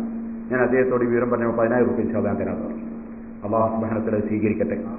അങ്ങനത്തെ രോഗങ്ങളൊന്നും അള്ളാഹു നമുക്കും അവർക്കും കുടുംബത്തിൽപ്പെട്ട ആർക്കും അള്ളാഹ് തരാതിരിക്കട്ടെ. അപ്പോൾ അതിന് ഇപ്പം എന്നോട് നമ്മളെ മാധ്യമങ്ങളും നാട്ടുകാരും വന്ന് പറഞ്ഞപ്പോൾ സുബ്ഹാനല്ലാഹ് ഒരു ചുരുങ്ങിയത് 1 ലക്ഷം ഉറുപ്പ്യെങ്കിലും ആ വിഷയത്തിൽ കൊടുക്കണം എന്ന് എനിക്ക് എൻ്റെ മനസ്സിൽ തോന്നി. ഞാൻ വെറുതെ തമാശക്കാരോട് ചോദിച്ചു എന്ത് കൊടുക്കണം. അപ്പോൾ അതിനിപ്പോൾ നിങ്ങൾ താരത്തെങ്കിലും പ്ലാൻ ഉണ്ടെങ്കിൽ അത് എത്രയും തരാം. 10,000 തരാം, 1 ലക്ഷം തന്നെയും തരാം ഒരാൾക്ക്. അന്നേരം 8 ലക്ഷം വേണമല്ലോ, കൂടിപ്പോകുന്നത് മേടിക്കാനൊന്നുമില്ല. 10,000 തരാം, 1000 തരാം, 500 തരാം. നിങ്ങളെ കയ്യിലുള്ളത് 10 റുപ്യ എന്നവൻ തരാം, 5 എന്നവൻ തരാം. ഇന്നത്തെ പിരിവ് അതിന് വേണ്ടി മാത്രം.